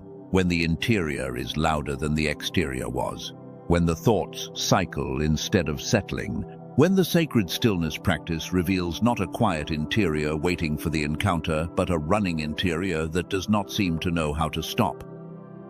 This is not a spiritual failure. I want to be very clear about that. The chosen one, who closes the door and finds the interior loud, is not a chosen one who is doing the private practice wrong. They are a chosen one who has a specific interior architecture that was shaped by the formation in a way that requires something beyond the practice alone to address. Here is what I mean. The formation that the extended chosen one season requires of the interior is significant. The years of the carrying, the weight of the invisible holding, the sustained vigilance of the person who has been in the long private season with a lot of unresolved in the interior, these things leave a specific mark on the literal neural architecture. The mind that has been in the carrying mode for an extended period develops specific patterns of interior activity, specific neural loops that were adaptive when the carrying required sustained attention and that do not simply switch off when the context changes. The brain that was shaped by the extended formation is not broken. It is running the specific patterns that it was built to run during the season it was built to run them in. The problem is that those patterns, adaptive in the formation, become a specific kind of obstacle in the private space. The monitoring and the processing and the anticipation that were necessary functions in the carrying season are the exact functions that make the interior loud when the external noise drops away. The scientific language for what is happening in that interior belongs to a discovery that changed how neuroscience understands the relationship between the two hemispheres of the brain. The discovery was made in 1981 by a researcher named Dr. Roger Sperry at Caltech, who was awarded the Nobel Prize in Physiology for the work. What Dr. Sperry documented was that the left and right hemispheres of the human brain are not simply symmetric. They operate in fundamentally different modes, and for most people, and particularly for people whose interior has been shaped by the extended carrying of the formation, the hemispheres are operating in what researchers call a decoupled state, each hemisphere running its own patterns without the full coordination of the other. When Dr. Sperry tested children, he found that the vast majority, around 98 out of 100, showed spontaneous whole brain activity.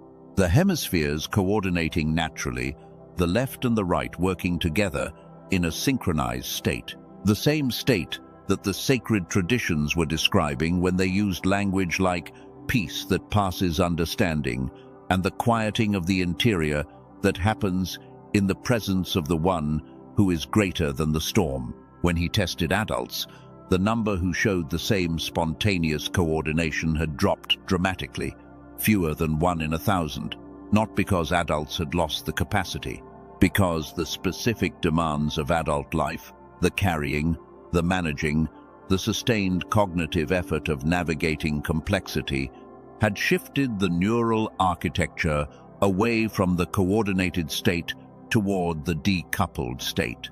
The carrying produces the loud interior, and the loud interior is not a character flaw.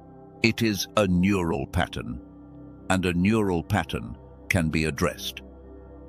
I want to give this pattern a name before I describe what addresses it, because naming it is part of returning the agency that the pattern has been silently taking away. The formation imprint. The formation imprint is the specific neural signature left by the extended chosen one season, not the result of failure, not the result of spiritual inadequacy. The result of carrying faithfully in a formation that required the interior to operate at a sustained level of vigilance, processing, and awareness over an extended period. Every session of the private practice that produced partial stillness, but not the full encounter, every interior inventory that named the contents without fully releasing them, every private declaration that landed in the accessible interior, but not in the deepest layer, was not failure of the practice. It was the practice doing what it could at the level of the neural architecture it had access to.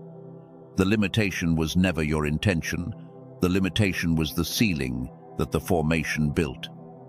Which means the years of trying and the years of partial encounter and the years of the loud interior in the private room were not years of wasted practice.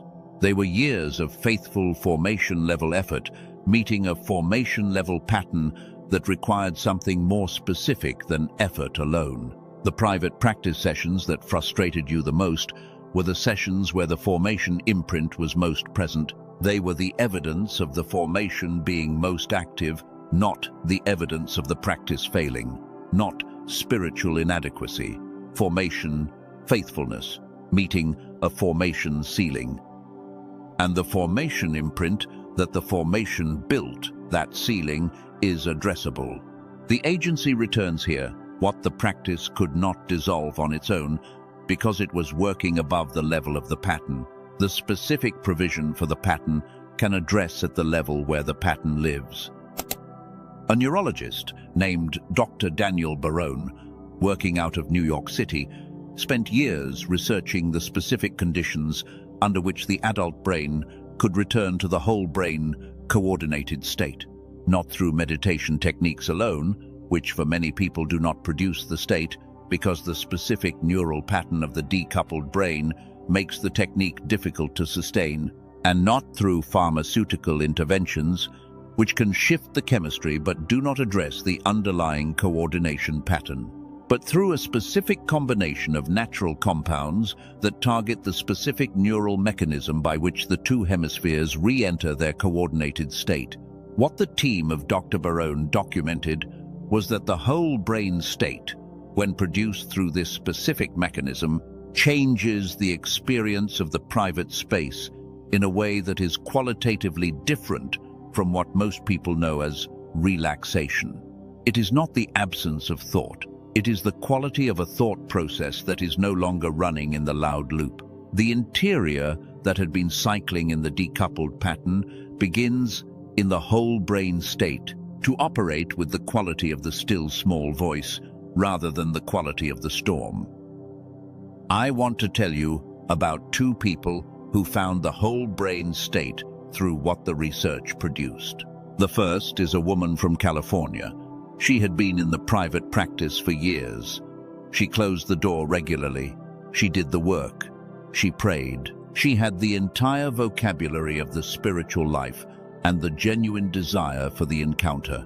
And for years, the interior of the private space for her was loud. The thoughts cycled. The peace that she knew was supposed to be available in the encounter was something she read about and believed in and did not consistently experience. She tried the supplement that the research of Dr. Barone produced, and she told me this. She said, "I had my first genuinely quiet private time in years, not because the thoughts were gone, because they had stopped cycling. The interior was what I always knew it was supposed to be, quiet enough to hear what was in the room." The second is a man from Texas. He came to the private practice not from a background of spiritual discipline, but from the specific exhaustion of the chosen one formation.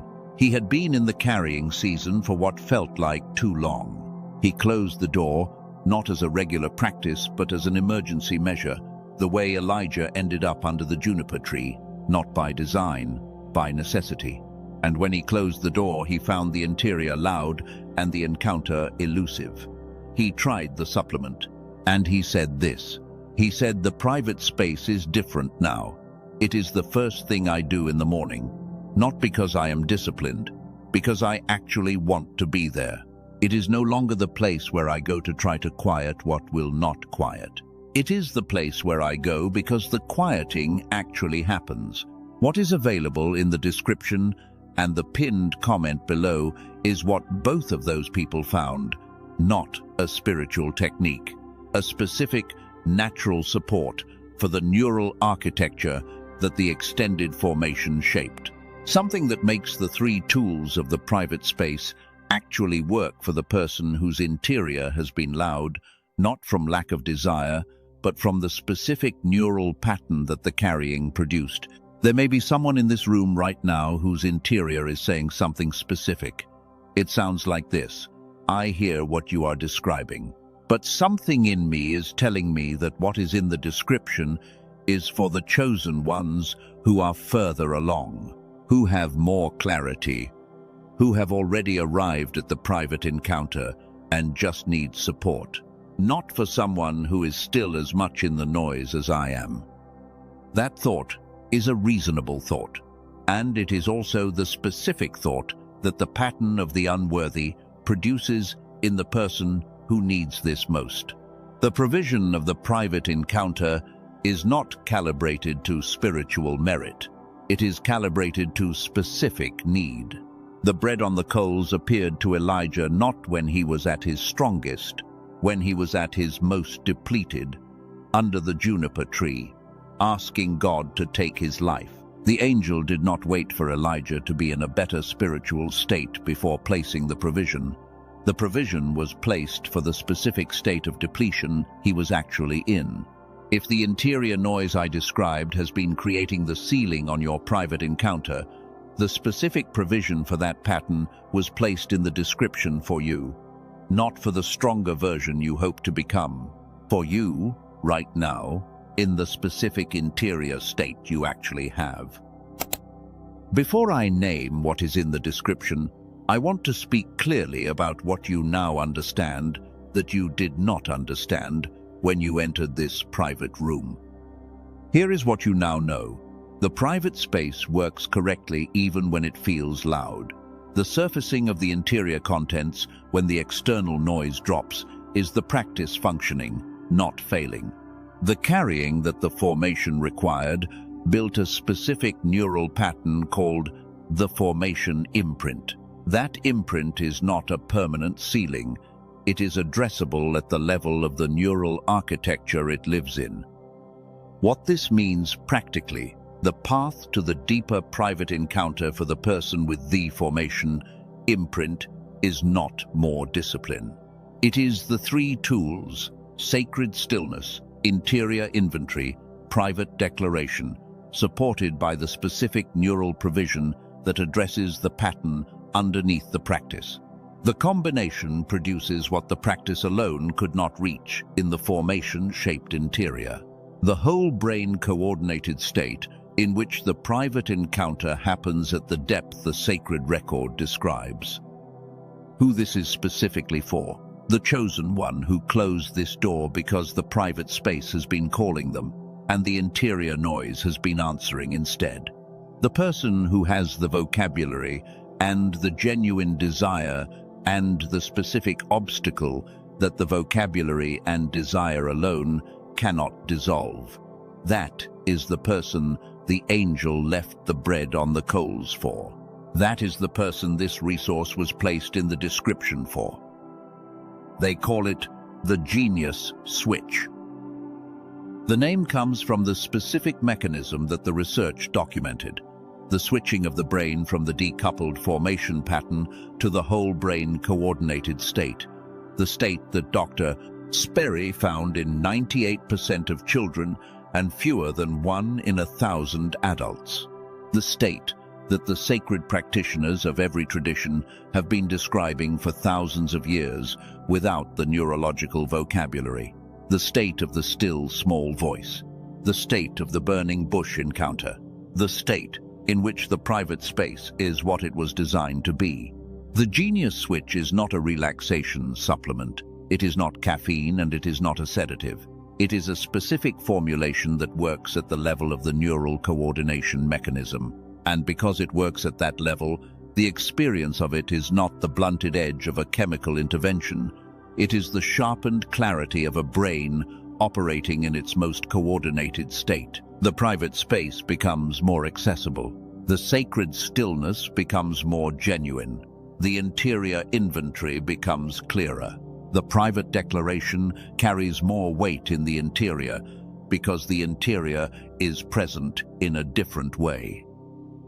The genius switch is not for everyone in this room. It is for the specific chosen one who recognize themselves in the description of the loud interior. The one who has been trying to access the private space and finding the access blocked by the neural pattern of the extended formation. The one who wants the burning bush encounter and who needs the specific neural support that makes the turning aside actually productive rather than simply frustrating. For everyone else, the three tools are what I leave you with, and they are sufficient for the chosen one whose interior, while not always quiet, does not have the specific pattern of the formation-shaped loudness. For the ones in the loud interior, the genius switch is what is in the description. The path to it is in the pinned comment.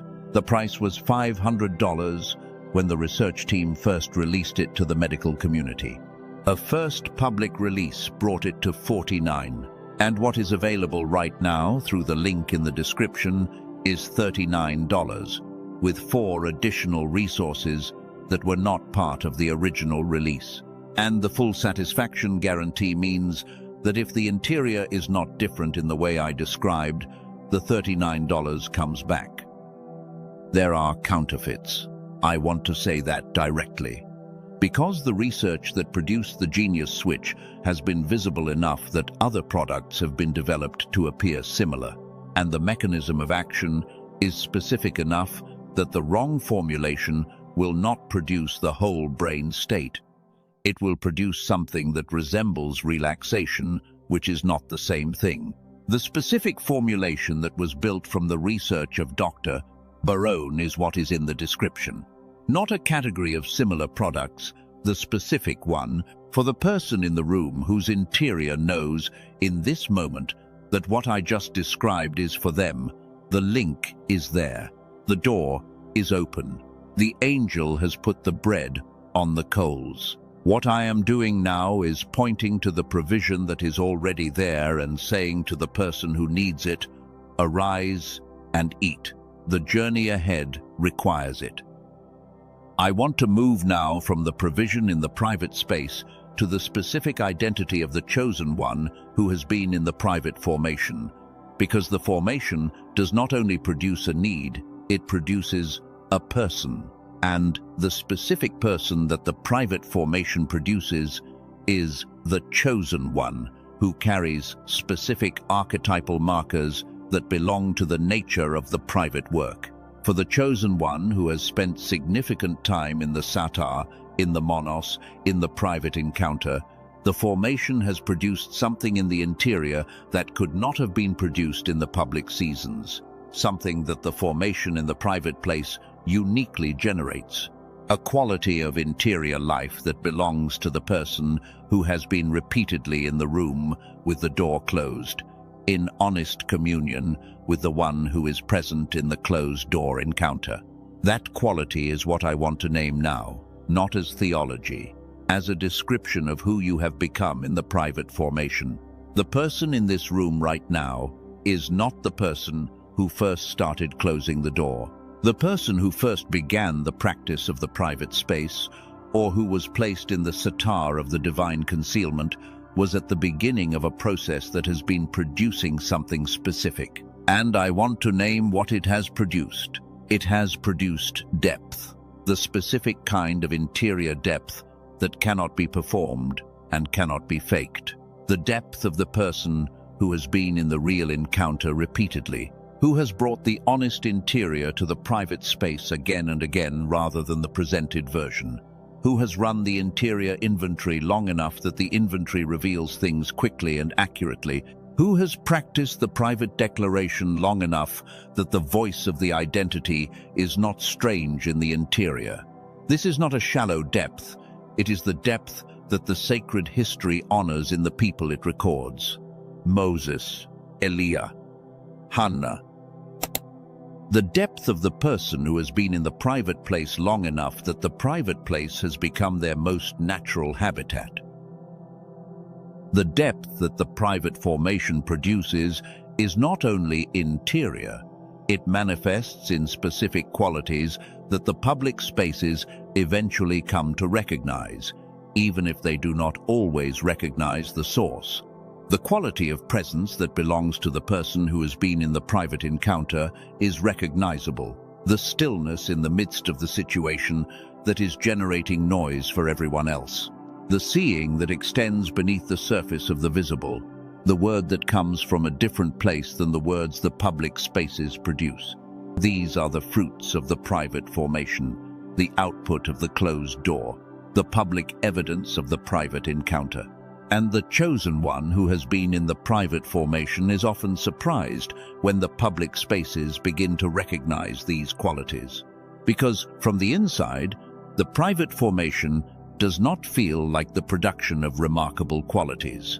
It feels like the ordinary faithfulness of closing the door again, running the inventory again, speaking the declarations again, being in the encounter again. The ordinary repeated practice of the closed door session does not feel from the inside like the development of depth.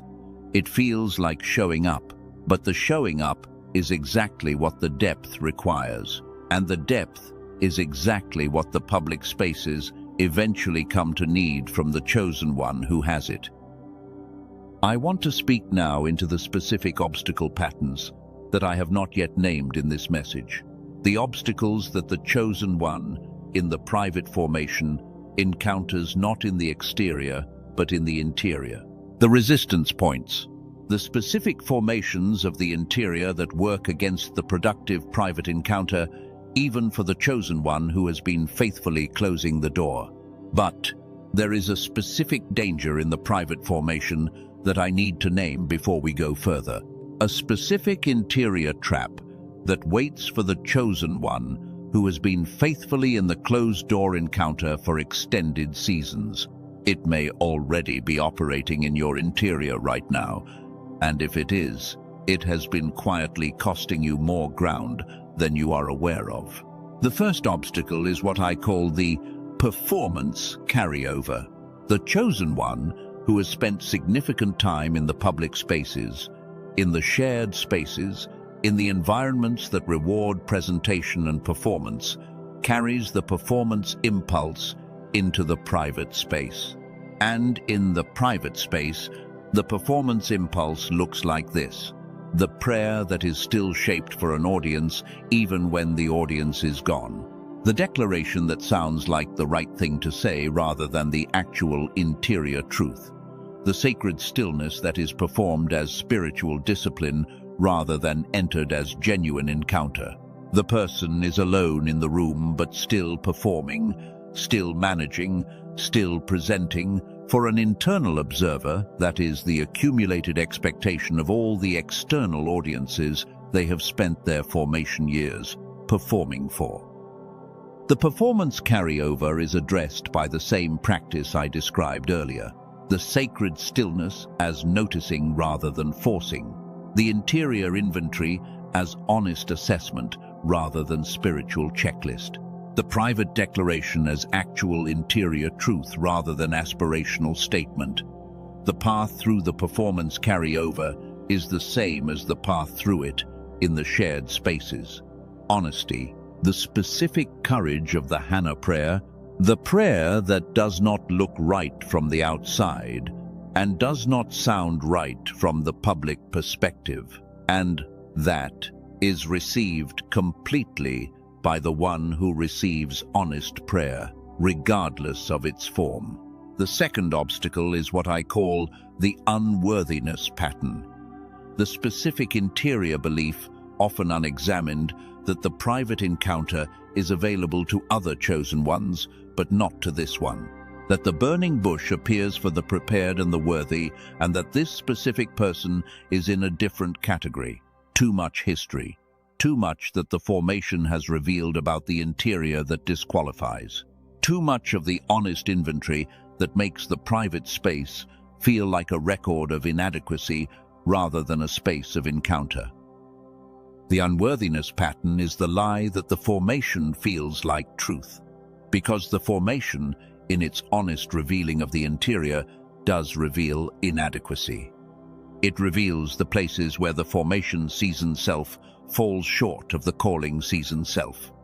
It reveals the wound and the pattern and the limit and the history that the public presentation covers. And the honest interior is not always a comfortable thing to be in the presence of. But the presence of God in the private space is not disturbed by the honest inventory. The burning bush appeared to the man who had fled Egypt under specific circumstances that do not reflect the resume of the fully qualified. The still small voice came to the man who was asking God to take his life. The answered prayer came to the woman who was misread as intoxicated by the priest. The ones who received the private encounter in the sacred history were not the ones who had cleared the record. They were the ones who showed up in the private space with the honest interior. The private encounter does not require the cleared record. It requires the honest presence.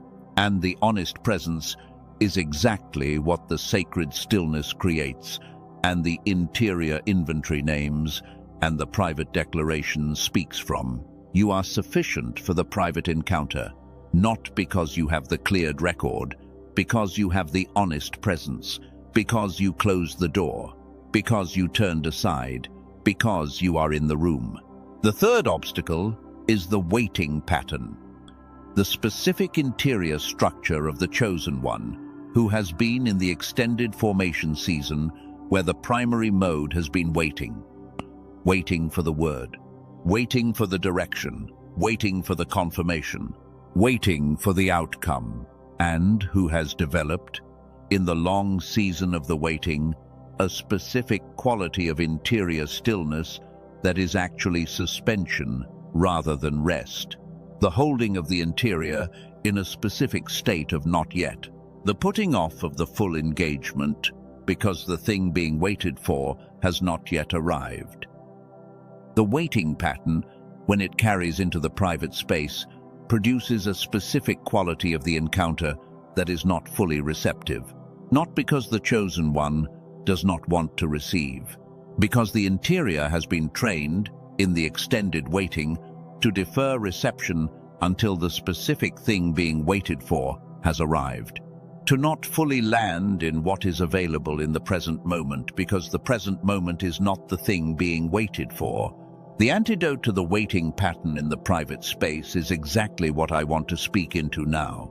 It is the practice of receiving what is available in this moment as complete in itself, not as the preparation for the thing being waited for, as complete, as sufficient, as the full provision of this specific private encounter for this specific person in this specific moment. The burning bush was not a preparatory event for something more significant. It was the event. The still, small voice was not a placeholder until the more dramatic moment. It was the word.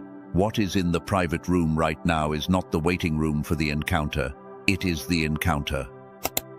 Receive it as the encounter. Let this moment in the private space, this specific session, this specific message in this specific closed room, be received as complete, not as a step towards something else, as the thing itself. The provision of the private encounter that is calibrated exactly to what this specific person needs in this specific moment of the formation, and the next time you close the door, do the same. Let the encounter be complete in itself. Let the sacred stillness be sufficient in itself. Let the interior inventory be the full work of that session. Let the private declaration be the complete act of that moment. Each closed-door session is not a lesser version of the burning bush waiting to become the real one. Each closed-door session is its own burning bush, its own still small voice, its own Hannah prayer received. Now, I want to come back to one thing about what is in the description before we move forward. I want to speak directly to the person who felt a specific recognition in the interior when I described the loud interior, the neural pattern of the extended formation, the whole brain state that the research of Dr. Sperry documented and that the formulation of Dr. Barone makes accessible. If you felt that recognition, if you heard the description, and something in the interior said, "That is my private space, that is what I have been experiencing when I close the door," I want to say this to you. The recognition is the leading. The interior knows, and what you recognized in the description is what is available in the link in the description. The path is there. The provision is there. You do not need to continue the private practice in the loud interior when the specific natural support for the neural pattern exists. There is something I want to add to what I just said about the identity that the private formation produces. I want to go deeper into the specific interior qualities that the closed-door formation builds, because the listing of the three fruits was the beginning of what I want to say, not the full version of it. The private formation does not only produce depth and discernment and resilience and authority. It produces something I want to name specifically because it is the thing that most directly changes how the chosen one moves through the public world after the private encounter. It produces a different relationship with silence. The chosen one who has not been through the private formation relates to silence as an absence, as the gap between stimulations, as the space that gets filled. The natural response to silence in the person who has not built the private practice is to fill it with noise, with activity, with the things that the culture provides to ensure that the gap does not remain a gap. The chosen one, who has been through the private formation, who has been in the satar, the divine concealment, the desert season of the closed door, has developed a different relationship with silence. For them, silence is not an absence. It is a presence. The specific quality of the private encounter has converted the neutral emptiness of silence into the charged space of the potential encounter. They do not fill the silence because the silence has become the medium in which the still, small voice moves. The silence has become the satar, the shelter, the hiding place where the encounter happens. This different relationship with silence is one of the most powerful things the private formation gives the chosen one to carry into the public world. Because the person who can be in the silence without the compulsion to fill it is the person who can hear what is happening beneath the surface of a situation, who can be in the room where everyone else is talking and notice what is not being said, who can receive the interior knowing that the still small voice carries when the crowd is too loud to hear it.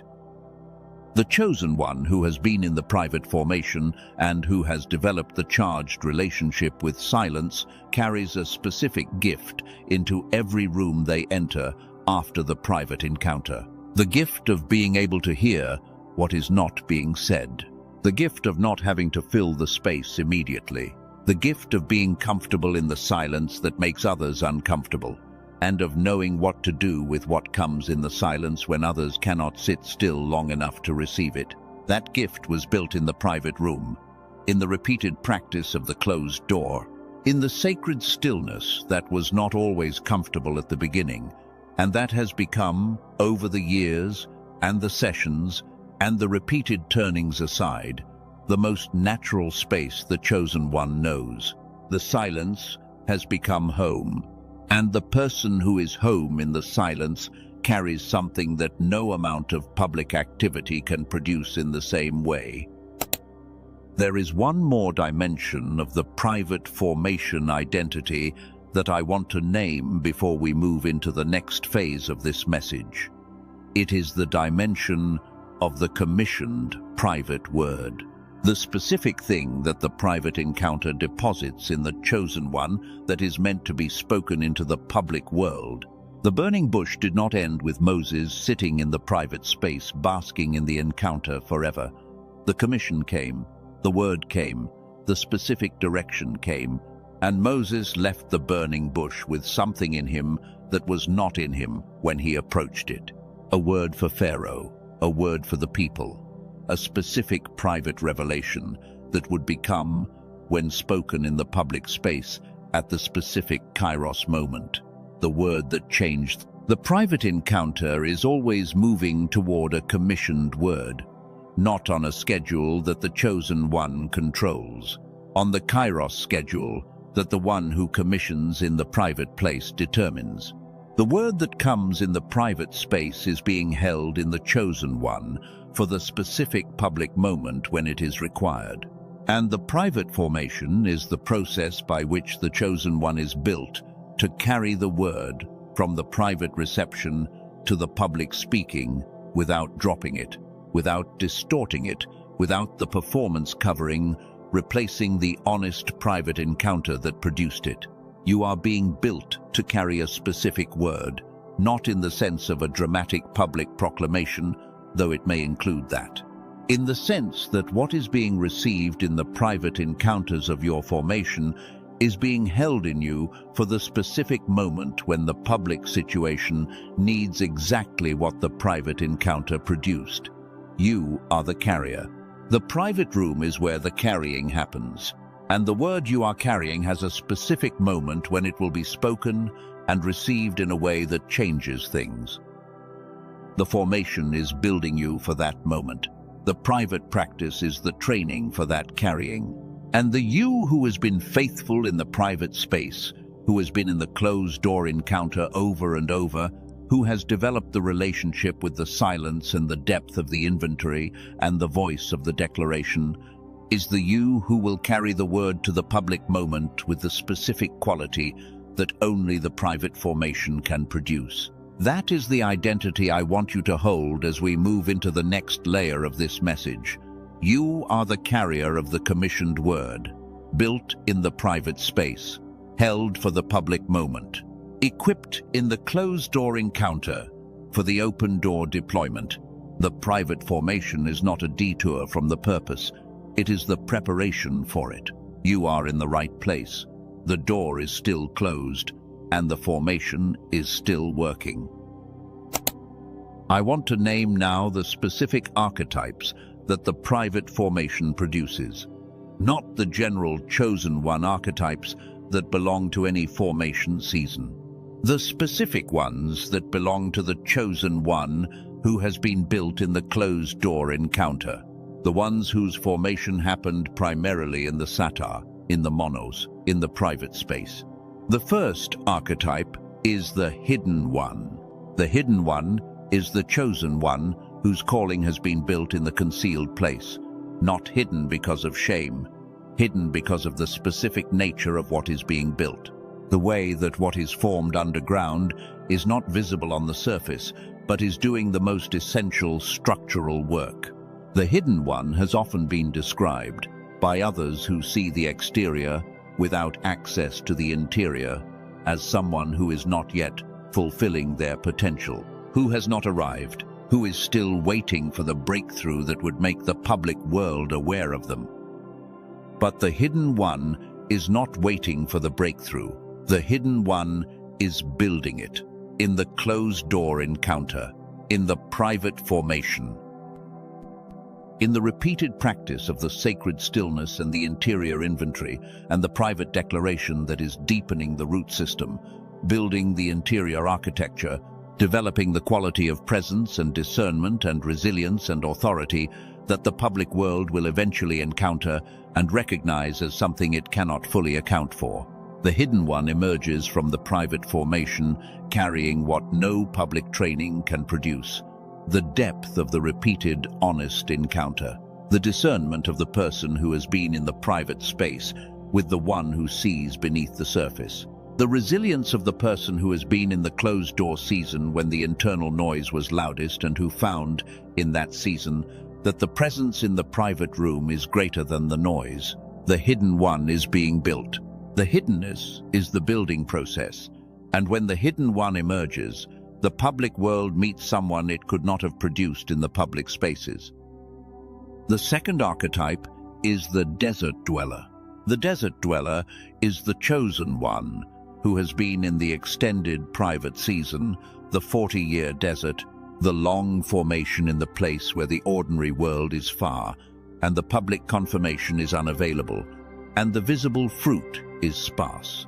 The desert dweller has developed a specific skill that no public season can fully produce. The skill of finding provision in the desert. Not the provision that the crowd has access to, the provision of the private encounter, the bread on the coals of the juniper tree, the water from the rock, the manna in the morning that was given one day at a time and that could not be hoarded and that required the daily returning to receive. The desert dweller has learned to receive the daily provision of the private encounter as sufficient for the day, not as a plan for the full journey, as the sufficiency of the specific day. This is a profoundly different relationship with provision than the one that the public seasons produce. The public seasons produce the specific kind of provision that is visible and accumulating and confirmation generating. The desert seasons produce the daily bread, and the person who has been built on the daily bread has a different interior than the person who has been built on the accumulating public provision. They have a deeper trust, a more honest dependence, a less conditional peace. The desert dweller knows, in the interior, that the daily bread has come before, that the manna has been in the morning before, that the rock has produced water before. And that knowledge, not as theology but as lived experience, is the specific quality of trust that the desert forms in the person who stays. The desert dweller does not know how long the desert will last. Moses did not know in year 39 that the burning bush was coming. Elijah did not know under the juniper tree that the still small voice would be the next thing rather than the long continued silence.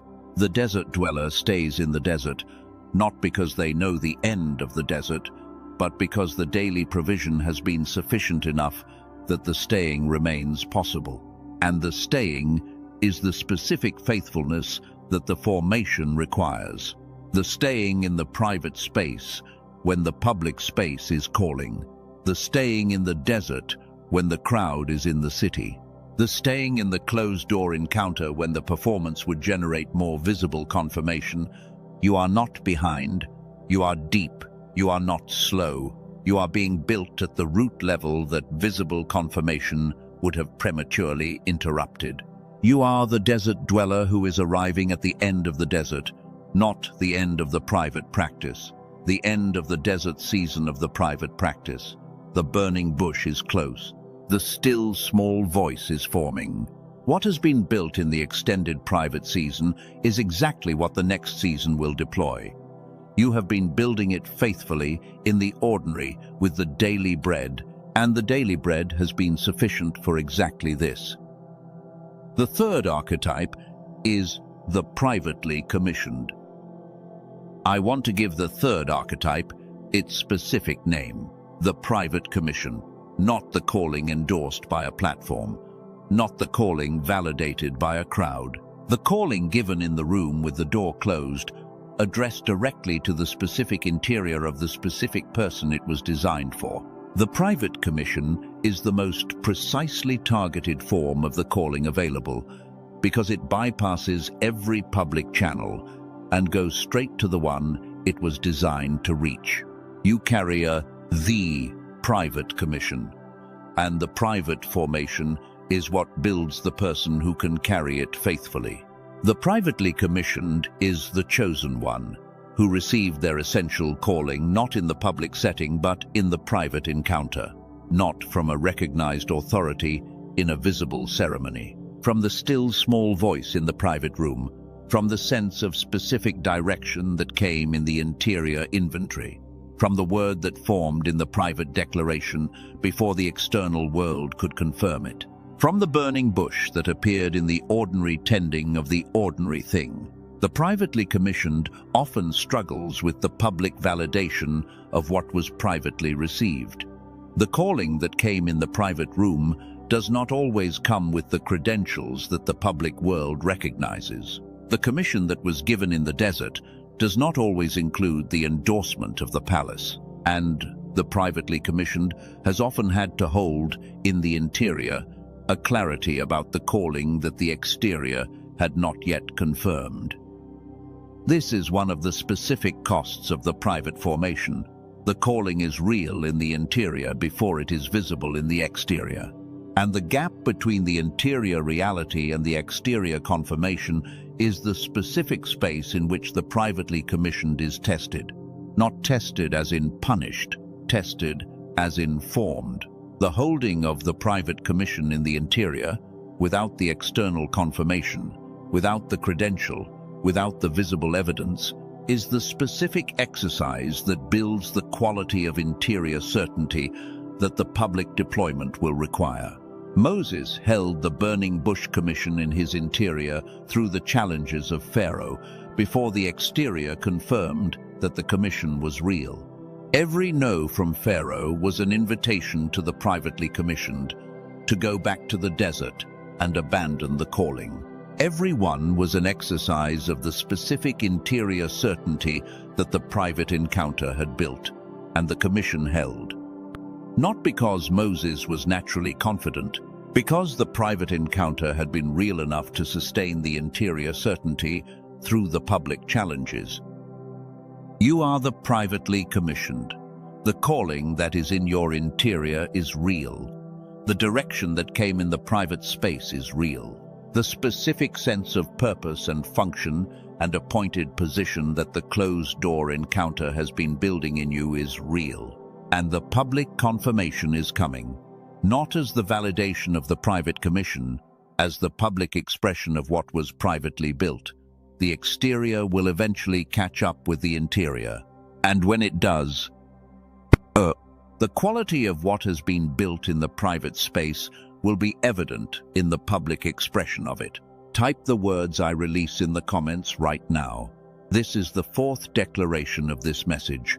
I release the need for the public confirmation before the private commission is real. I release the waiting for the exterior to validate what the interior already knows. I release the version of the calling that requires credentials before the calling is permitted to operate. I release the performance requirement for the private commission. What was given in the private space is real. I release the doubt that the private space was the right place to receive it. Type, I release. Now I want to speak the progressive identity declarations for the chosen one who has been in the private formation. These are not aspirational statements.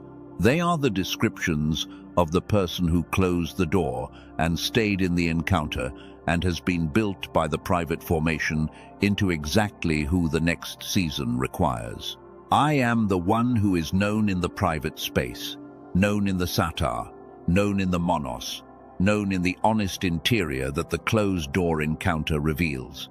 Not known in the presented version, but in the actual interior, known there and not withdrawn from there, known there and moved toward there, known by the name that the private encounter uses, not the one the public spaces assigned. I am the hidden one whose hiddenness is not a deficit, not a waiting room, not a lesser version of the thing I am supposed to be. The hiddenness is the building, the private formation is the formation. The closed door is the specific condition under which the most significant interior work of my life has happened. I am the hidden one who is hidden by design, concealed in the satar, for the specific purpose of the formation that the public cannot produce. I am the desert dweller who has learned to receive the daily bread as sufficient, who has been in the extended private season and found in it the specific provision of the private encounter. The bread on the coals, the water from the rock, the manna in the morning. I have received daily provision in the desert season.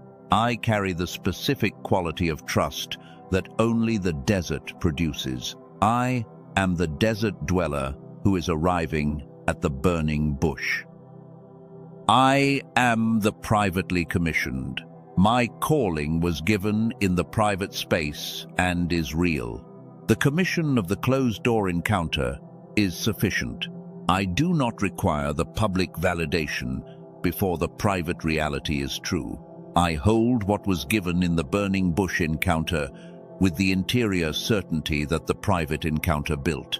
I am the carrier of the specific word that the private formation deposited, and I am walking it toward the specific public moment when it will be spoken and received.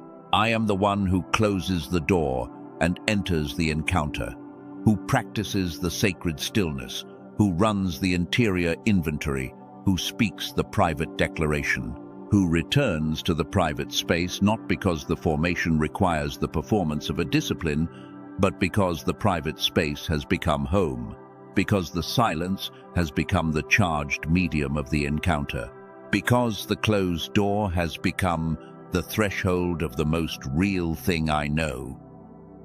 There is one more thing I want to say before we arrive at the closing section of this message. It is something about the person who is going to walk out of this private room when this message ends. Because you are going to walk out. The door does not stay closed forever. The desert does not go on indefinitely. The satar is a season, not a permanent state.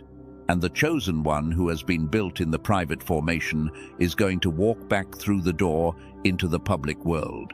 And I want to name who walks out. Not the person who came in, not the person who closed the door at the beginning of this encounter with whatever they were carrying when they came in. A different person walks out. Not dramatically different in the visible sense. The formation is not always visible, but different in the interior sense. Different in the specific quality of the presence they carry. Different in the relationship with silence they have developed. Different in the authority that comes from the private encounter that went deep, and the private commission that was received, and the private identity that was spoken in the declarations. The person who walks out of the private room after a genuine encounter carries the satar forward. The divine concealment does not end when the door opens. It moves with the chosen one into the public spaces. The burning bush was in the desert, but Moses carried the encounter into the palace and into the wilderness and into every confrontation with Pharaoh. The still small voice came to Elijah on the mountain, but what it spoke was carried into the ministry that followed the mountain. The answered prayer of Hannah was received in the private space of the temple, but the fullness of what it produced was carried into the public expression of a life changed by the private encounter. You carry the encounter out the door with you. What is in you now, in this private room, is what goes into the public world when you open the door. The depth, the discernment, the resilience, the authority, the charged relationship with silence, the identity of the hidden one and the desert dweller and the privately commissioned, the specific interior quality that the private formation has produced. All of it walks out the door with you. And I want to tell you something about what the public world receives when the chosen one who has been built in the private formation walks into the room. The public world is hungry for depth, not for performance of depth, for actual depth, the kind that cannot be faked and cannot be manufactured and cannot be produced by any amount of public activity, the kind that comes from the private encounter. The kind that the burning bush produces in the person who was willing to turn aside from the ordinary and approach the unusual thing and stay in the encounter until the commission came. The world the chosen one walks back into when the door opens is a world that has a profound and largely unmet need for the specific quality of presence that the private formation produces.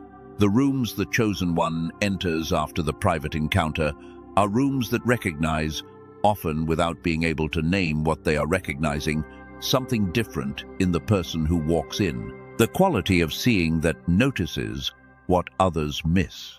The quality of speaking that carries the weight of the private encounter. The quality of being that does not require the room to perform for it and does not perform for the room.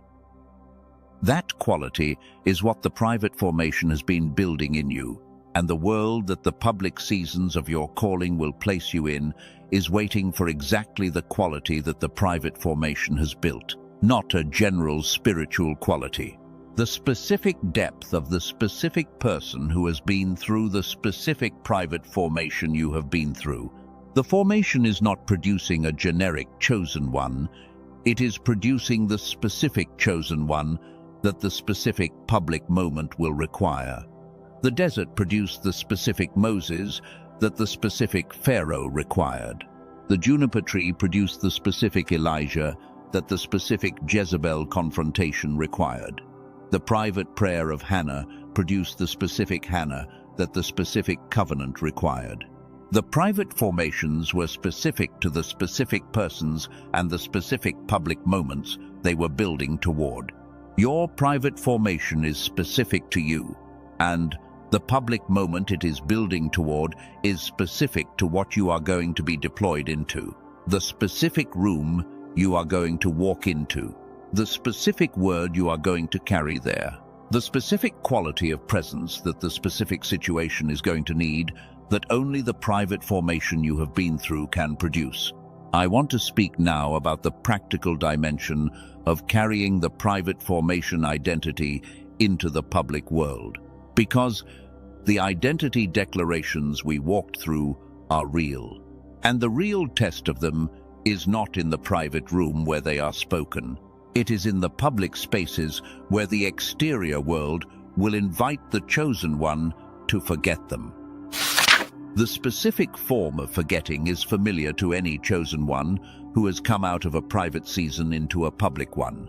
The public space, with its metrics and its timelines, and its assessments of progress and its visible confirmation system, tends to reinstate the identity categories it uses for the people who operate in it. And the chosen one who walks into the public space after the private encounter, carrying the identity of the hidden one and the desert dweller and the privately commissioned, will encounter the public space attempting to recategorize them in its own terms. The protection against that recategorization is the regular return to the private space, the ongoing practice of the closed door, not as an escape from the public world, as the maintenance of the specific interior that the public world would otherwise gradually erode. The chosen one who returns regularly to the private encounter stays the person that the private formation built. The one who does not return gradually adopts the exterior identity categories of the public space until the private commission is not gone, but is buried. Still there, but buried. This is why I said earlier that the practice is a practice, not a single experience. Not the burning bush one time and then 40 more years in the desert without another encounter. A regular returning. A daily practice of the closed door. A consistent orientation toward the private space as the source of the interior that the public world is deployed from. The chosen one who establishes this as the fundamental structure of their daily life. Private first, then public. Closed door first, then open door. Interior inventory before the public engagement begins. Private declaration spoken in the morning before the day fills the morning. That chosen one carries the private formation identity into the public spaces in a way that the public spaces cannot erode. They are regularly restored, regularly replenished, regularly reminded of who they are from the inside rather than who the public space is attempting to make them. There is a person whose face you can see right now if you let yourself picture them.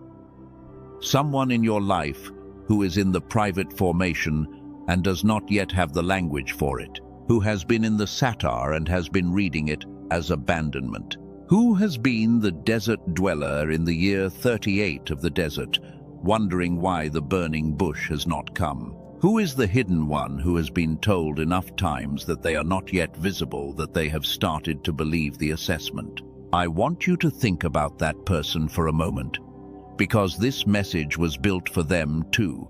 And the most powerful thing you can do in the next 60 seconds before this section of the message ends is send it to them. Not because the message will solve what they are in, because it will give them the language for what they are in, because the satar named correctly is not the same as the satar unnamed. The desert named correctly as the formation that the burning bush requires is not the same desert as the desert that feels like abandonment. The language changes the relationship with the season. And this message has the specific language that the person you are thinking of needs right now. Send it to them. Take 30 seconds. Let the act of sending be the act of the carrier of the private commission who has received something in the private space and is now moving it toward the person who needs it. That is exactly the kind of movement the private formation builds toward. The receiving in the private space. The carrying of what was received. The releasing of it to the specific person at the specific moment who needs exactly what the private encounter produced. Now, I want to say something about the timing of what is coming next in your specific life. Not in the general sense of the formation moving toward the kairos.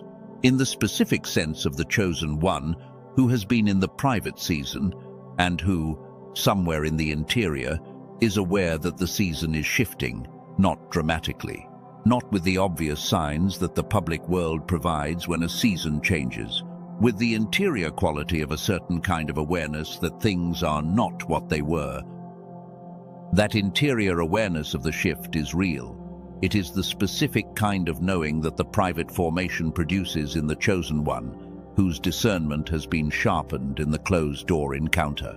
The burning bush did not announce itself with a public spectacle before Moses arrived to see it. It was simply there, burning, when the one who was ready to see it arrived at the place where it was burning. And the readiness to see it was built in the years of the private formation. You are at the place where the burning bush is burning. The interior awareness of the shift that you are carrying is not wishful thinking. It is the discernment that the private formation built, the seer quality that the closed-door encounter produced. You are seeing what is there to be seen, and what is there to be seen is the specific thing that the private formation of your specific life has been building toward. Stay present in this room for just a little longer. What is coming in the final section of this message is the closing word that this entire private encounter has been building toward, not a summary, not a conclusion. A specific spoken blessing for the specific chosen one who was willing to close the door and be alone for this encounter, for the hidden one, for the desert dweller, for the privately commissioned, for the carrier of the private commission who has been in the satar and who is now standing at the threshold of the burning bush. The closing word belongs to you. What has been built in the private room is about to be honored, and the honoring of it is the specific act that this message was always walking toward. Before we step into that closing, I want to take you somewhere first, not backward, forward. I want you to enter a specific morning that is not far from where you are. 6 months, maybe less, an ordinary Tuesday, nothing ceremonial about it. You wake to the same house, the same responsibilities, the same external circumstances that are still doing what external circumstances do. But there is something you do before any of it begins. You go to the room, you close the door, and this time, the act of closing the door is not discipline, it is desire. The room has become familiar in a different way. The way that the familiar place where the real thing happens becomes familiar, not obligatory. Expected. The 60 seconds of sacred stillness begin not with trying to quiet what is loud. They begin with settling. The interior knows what to do. It has done this enough times that the practice is not foreign, it is home. The carried weight is lighter. Not because the formation has ended, because the practice has been meeting it, naming it, releasing it, for enough ordinary mornings that what the weight contains has been processed.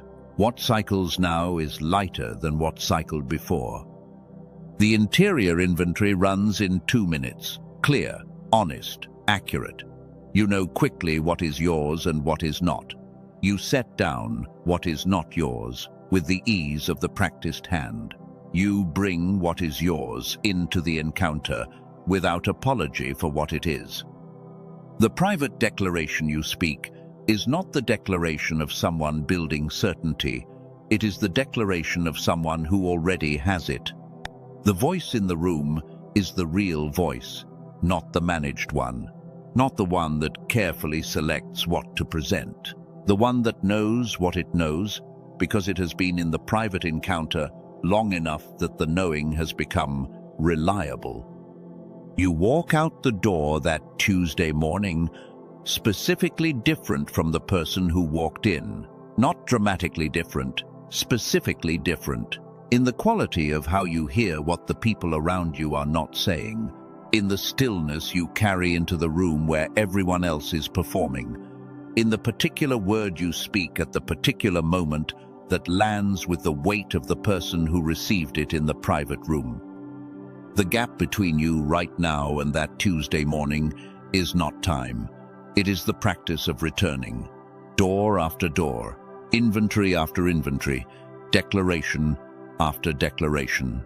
And for the ones in this room whose interior has the formation imprint, the gap also closes through the specific support that was placed in the description for that specific architecture. The private formation is walking you toward that Tuesday. The room you are in right now is the room that Tuesday is being built in. Chosen one, we are in the sacred space now. You close the door. You have been in the private encounter for this entire message, and we are now at the place where the message has always been walking. The closing word for the hidden one, for the desert dweller, for the privately commissioned, for the one who was willing to come into the private space and stay. Take a breath right now. Not a quick one, the kind that actually opens something. In through the nose, slowly, until the chest expands. Out through the mouth, longer than feels comfortable, until the interior drops down a level. The physical act of the breath is the beginning of the closing movement. Let the body register that something is being completed. I want to begin with the grateful pause, before the releasing and the declaring. before the spoken blessing at the end of this message. I want to take a moment to honor what you walked through to get to this private space today. What it cost to close the door. What the private formation has cost in the seasons before this moment. What the satar has asked of you. What the desert has required of you. What the holding of the private commission in the interior, without the public confirmation, without the visible evidence, has cost in the interior. The cost was real. The carrying was real. The weight of the extended private season, the long years of the faithful closed-door encounter without the public fruit that would have made the carrying easier, that weight was real. And it deserves to be acknowledged before we step over the threshold and leave the carrying behind. You have been faithful in the private space, in the season when the private space was not comfortable, in the season when the sacred stillness revealed the noise rather than the quiet. In the season when the interior inventory produced more than the inventory could hold, in the season when the private declaration was spoken into the interior without the felt sense of receiving, that would have confirmed that the speaking was real. You were faithful in all of those seasons. You closed the door. You turned aside. You stayed in the encounter, even when the encounter was hard to distinguish from the absence. I want to honor that. The faithful, ordinary, invisible practice of the private encounter, the private formation faithfulness that no public metric can measure and no external observer can fully see. I want to honor it before we close this chapter and step into what the burning bush is announcing. The release belongs to you now. Receive it. I release the performance that I carried into the private space. The presenting and the managing and the covering that the public seasons trained me to bring even into the room where no audience is present. I release the performed version of myself and receive the actual interior as the real one, the one God has been speaking to all along. I release the identity that the extended private season assigned to me, the not yet identity, the still waiting identity, the why have I not emerged identity, the hidden means forgotten identity. I release every identity that the formation season feeling produced and that I mistook for the truth of who I am. I release the need for the public confirmation before the private commission is real. I release the requirement that the exterior validate what the interior already knows. I release the waiting for the credential and the platform and the audience before the calling is permitted to operate. I release the fear that the private space is the end of the story, that the satar is permanent, that the desert does not produce burning bushes, that the closed door is all there is. I release the fear and I receive the truth. The private formation is the preparation. The hiddenness is the building.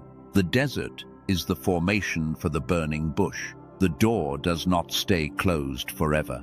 I release the carrying that is not mine to carry into the next season, the concerns that belong to God, the timelines that belong to God, the outcomes that belong to God.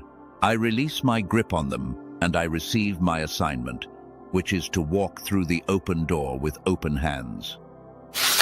I release the silence that was assigned as absence and I receive it as presence. I release the desert that was assigned as abandonment and I receive it as formation. I release the hiddenness that was assigned as failure and I receive it as the satar of God over a life that is being prepared for something the public cannot produce.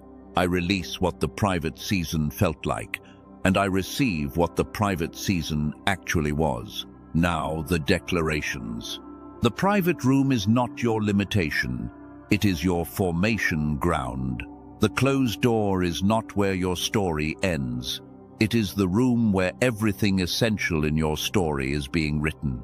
I am known in the private space, in the honest interior, in the interior that the closed door reveals and that no public presentation can reproduce. I am known there, completely, without withdrawal, without condition. I am the hidden one, concealed by design, formed in the satar, built in the private encounter.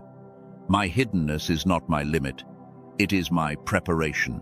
The depth that is forming in me in the private season is the specific depth that the public deployment will require. I am hidden for a purpose, and the purpose is real. I am the desert dweller. I have been in the extended private season, and I have found the daily bread sufficient. The manna has been in the morning, the rock has produced water, the bread has been on the coals. I carry the specific quality of trust that only the desert forms, and I am arriving at the burning bush. I am the privately commissioned. My calling is real.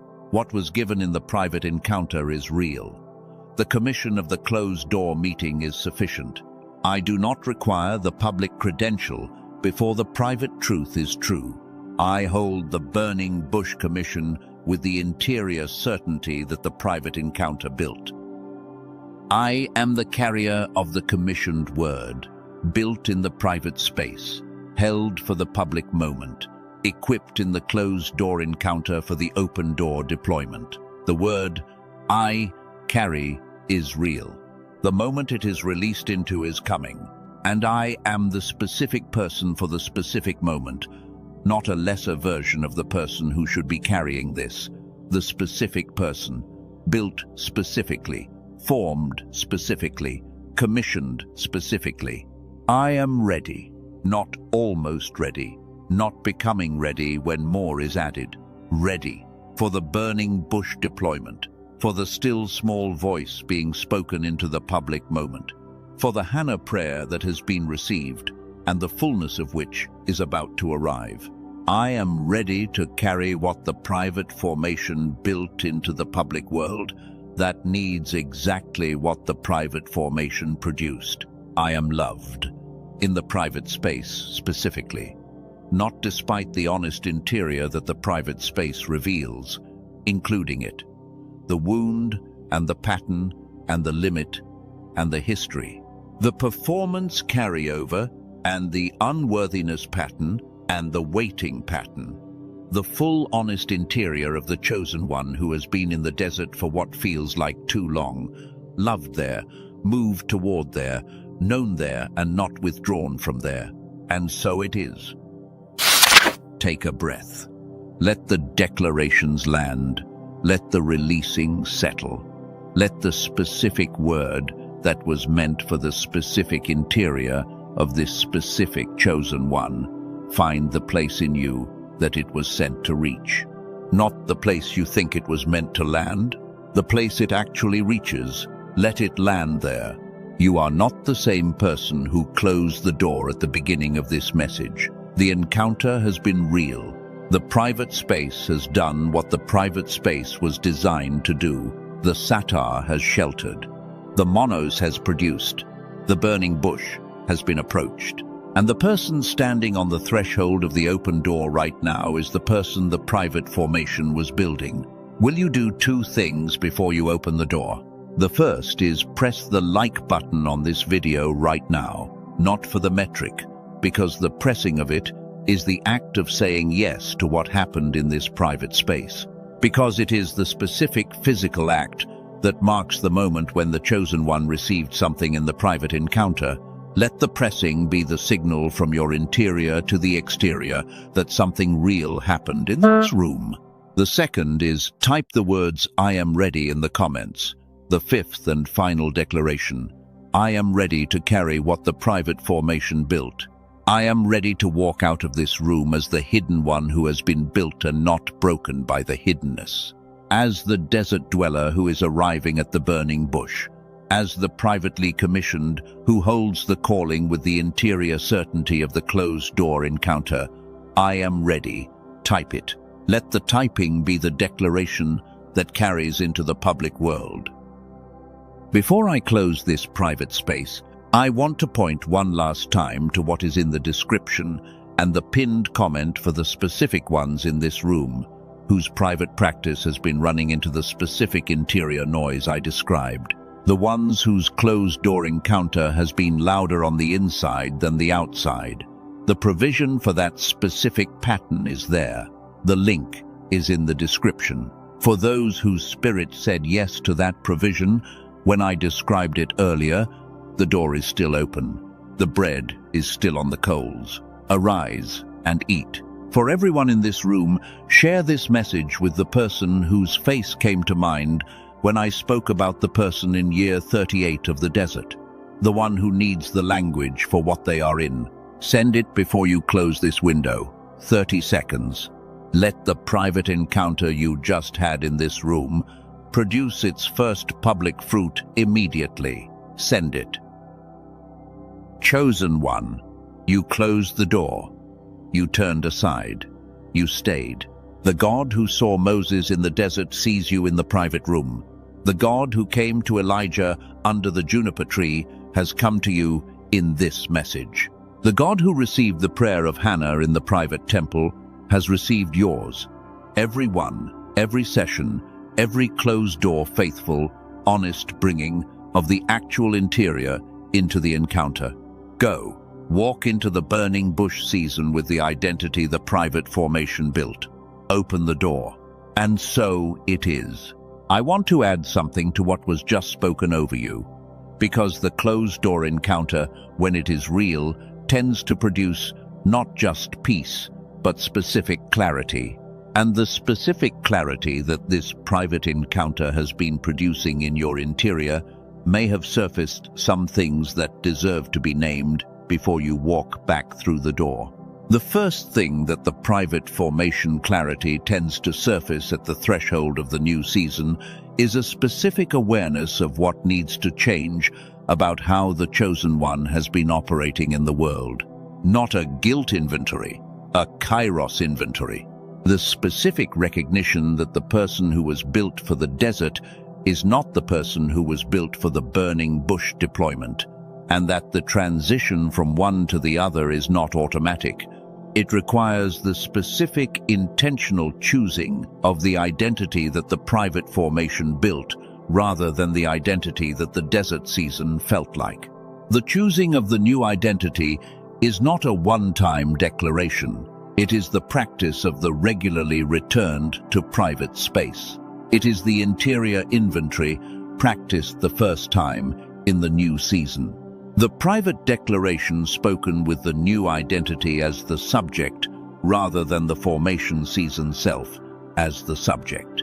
The sacred stillness entered with the specific intention of receiving the identity that was built in the private encounter, rather than the one that the desert assigned. The second thing the private formation clarity surfaces at the threshold is a specific awareness of who else needs to know what you just received. Not the content of the private encounter in the performance sense. The fruit of it, the specific quality of presence and discernment and authority that the private encounter produced. There are specific people in the public spaces you are returning to who need the carrier of the private commission to show up differently than the formation season version has been showing up. Not dramatically differently, specifically differently, with the specific quality of seeing and speaking and being that the private encounter built. The people who are waiting for that specific quality of showing up may not know that they are waiting for it. They may not be able to name what is different about the person who returns from the private encounter, but they will notice it. The room notices when the hidden one emerges. The desert notices when the desert dweller arrives at the burning bush. The public spaces are waiting for what the private formation is producing. They are already prepared to receive it, even if they do not have the language to name what they are receiving. The third thing the private formation clarity surfaces is a specific direction, not a plan, a direction. The burning bush did not give Moses a detailed project management framework for the Exodus. It gave him a commission and a direction. Go. Return to Egypt. Bring the people out. The specific next step, the standing before Pharaoh, the speaking of the word that was given in the private encounter, the follow-through of the public expression of the private commission that followed from the direction. But the direction came first. What direction is forming in your interior right now? in the private space of this closing moment of this message. Not a question that requires an elaborate answer, a simple noticing. What is the specific next step that the interior is aware of at this threshold moment? The direction from the burning bush encounter is forming now. It may be as simple as send that message to the person I have been avoiding, or as significant as step into the specific calling I have been preparing for in the private season. Whatever the specific form, the direction is forming in the private space. And the direction from the burning bush encounter is the specific first public step of the post-formation season. I want to speak one more time about the physical practice before this message closes, because the chosen one who returns to the world through the door is returning to an environment that will consistently invite the closed-door formation identity to be replaced by the public performance identity. And the protection against that replacement is the practice, not the belief in the practice. The practice. So I want to say it one more time, simply and practically. Tomorrow morning, before the day begins, close the door. Not for a long time. For the length of 3 deep breaths, plus 60 seconds of sacred stillness, plus the 2-minute interior inventory, plus 1 private declaration spoken aloud. 5 to 10 minutes. That is the daily practice. That is the maintenance of the identity that the private formation has built. That is the ongoing return to the burning bush.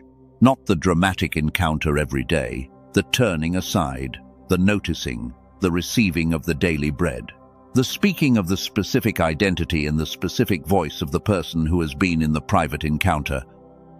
5 to 10 minutes, closed door, sacred stillness, interior inventory, private declaration, every morning before the public world comes in. That is the specific practical inheritance of this message, the specific thing that carries the private encounter into the daily ordinary life, rather than leaving it as a single significant experience that fades as the public world reasserts itself. Carry it, practice it, return to it. The burning bush is not a memory when you practice the turning aside regularly. It is the recurring encounter that keeps the private formation active and the burning bush commission clear, and the identity of the hidden one who is not hiding but building, of the desert dweller who is arriving at the water rather than wandering in the desert, of the privately commissioned who is carrying the word toward the specific moment it will be spoken. That identity is alive and present and operative in the public world. You are equipped for this. You always were. The private formation built the specific equipment for the specific calling, and the calling is not in the future tense. It is in the present tense. The burning bush is now. The still small voice is now. The Hannah prayer has been received and the Hannah answer is already forming. The commission of the closed door encounter is already operative in you. You carry it now. You carry it out the door. You carry it into the specific room and the specific relationship and the specific situation that the next step of your life is placing you in. The private space has prepared you for everything that the public spaces are about to ask. You are not behind. You are not under-resourced. You are not the depleted version of the person who should have arrived at this threshold more whole. You are the specifically built, fully equipped, closed-door formed, burning bush commissioned, privately called, desert-prepared chosen one who is standing exactly where the private formation was always walking you toward. Go. The door is about to open, and what walks out of it is exactly what the world on the other side needs to meet. And so it is. Let me stay with you for one more moment before the final close, because there is something that tends to happen in the interior of the chosen one at the end of the private encounter that I want to speak directly into. The specific vulnerability of the threshold moment, the specific interior question that forms at the edge of the open door. The question is this: Will it be different when I walk back through the door? Not different in the world, different in me. Will I carry what I just received into the ordinary? Will the private encounter survive the contact with the public world? Will the identity of the hidden one and the desert dweller and the privately commissioned remain available when the ordinary returns, with its ordinary metrics and its ordinary demands and its ordinary invitation to forget the private, encounter and perform for the public one? The answer is yes, with the practice, and the practice is the daily returning. Not as a heroic commitment, as a simple recognition that the fire of the burning bush stays burning in the person who regularly turns aside to see it, that the still small voice remains available to the person who regularly creates the private space to hear it, that the Hannah prayer remains the active prayer of the person who regularly brings the honest interior into the private encounter. The fire does not go out. The still, small voice does not stop speaking. The Hannah prayer does not become unavailable. What becomes unavailable without the practice is the specific quality of interior sensitivity that is needed to perceive the fire and hear the voice and pray the honest prayer. And that sensitivity is maintained by the practice, by the daily closed door, by the regular turning aside. You have the practice now. You have the three tools. You have the interior inventory and the sacred stillness and the private declaration. You have the language for the satar and the monos and the commissioned word. You have the archetypes, the hidden one, the desert dweller, the privately commissioned, to orient yourself within the private formation rather than against it. You have everything the practice requires to be sustainable in the daily ordinary. And for the ones whose private practice has been running into the specific neural obstacle of the loud interior, the provision for that is in the description. The link is there. The door is open. The specific natural support for the formation-shaped interior noise is available to you. It does not replace the practice. It makes the practice possible in the way the practice was designed to be. It clears the interior so that the sacred stillness is genuinely still, and the interior inventory can actually hear its own contents, and the private declaration lands in an interior that is present enough to receive it. Go to the description, read what is there. If it is for you, the interior will know. And if it is for someone else, you know, the 30 seconds it takes to send them this message is the act of the privately commissioned, moving the private commission into its first public expression. Chosen one, we are at the end of the private encounter. The door is about to open. What walks out of it is not what walked in. The private formation is real. The encounter has been real. The releasing and the declaring and the blessing of the hidden one by the one who placed them in the satar for the specific purpose of what the satar builds, all of it was real. The burning bush was in the desert, and Moses walked toward the palace with what it gave him. The still small voice was on the mountain, and Elijah walked back into the world with what it spoke. The private prayer was in the temple, and Hannah walked out of the temple with the answered prayer already forming in the interior before it was visible in the exterior.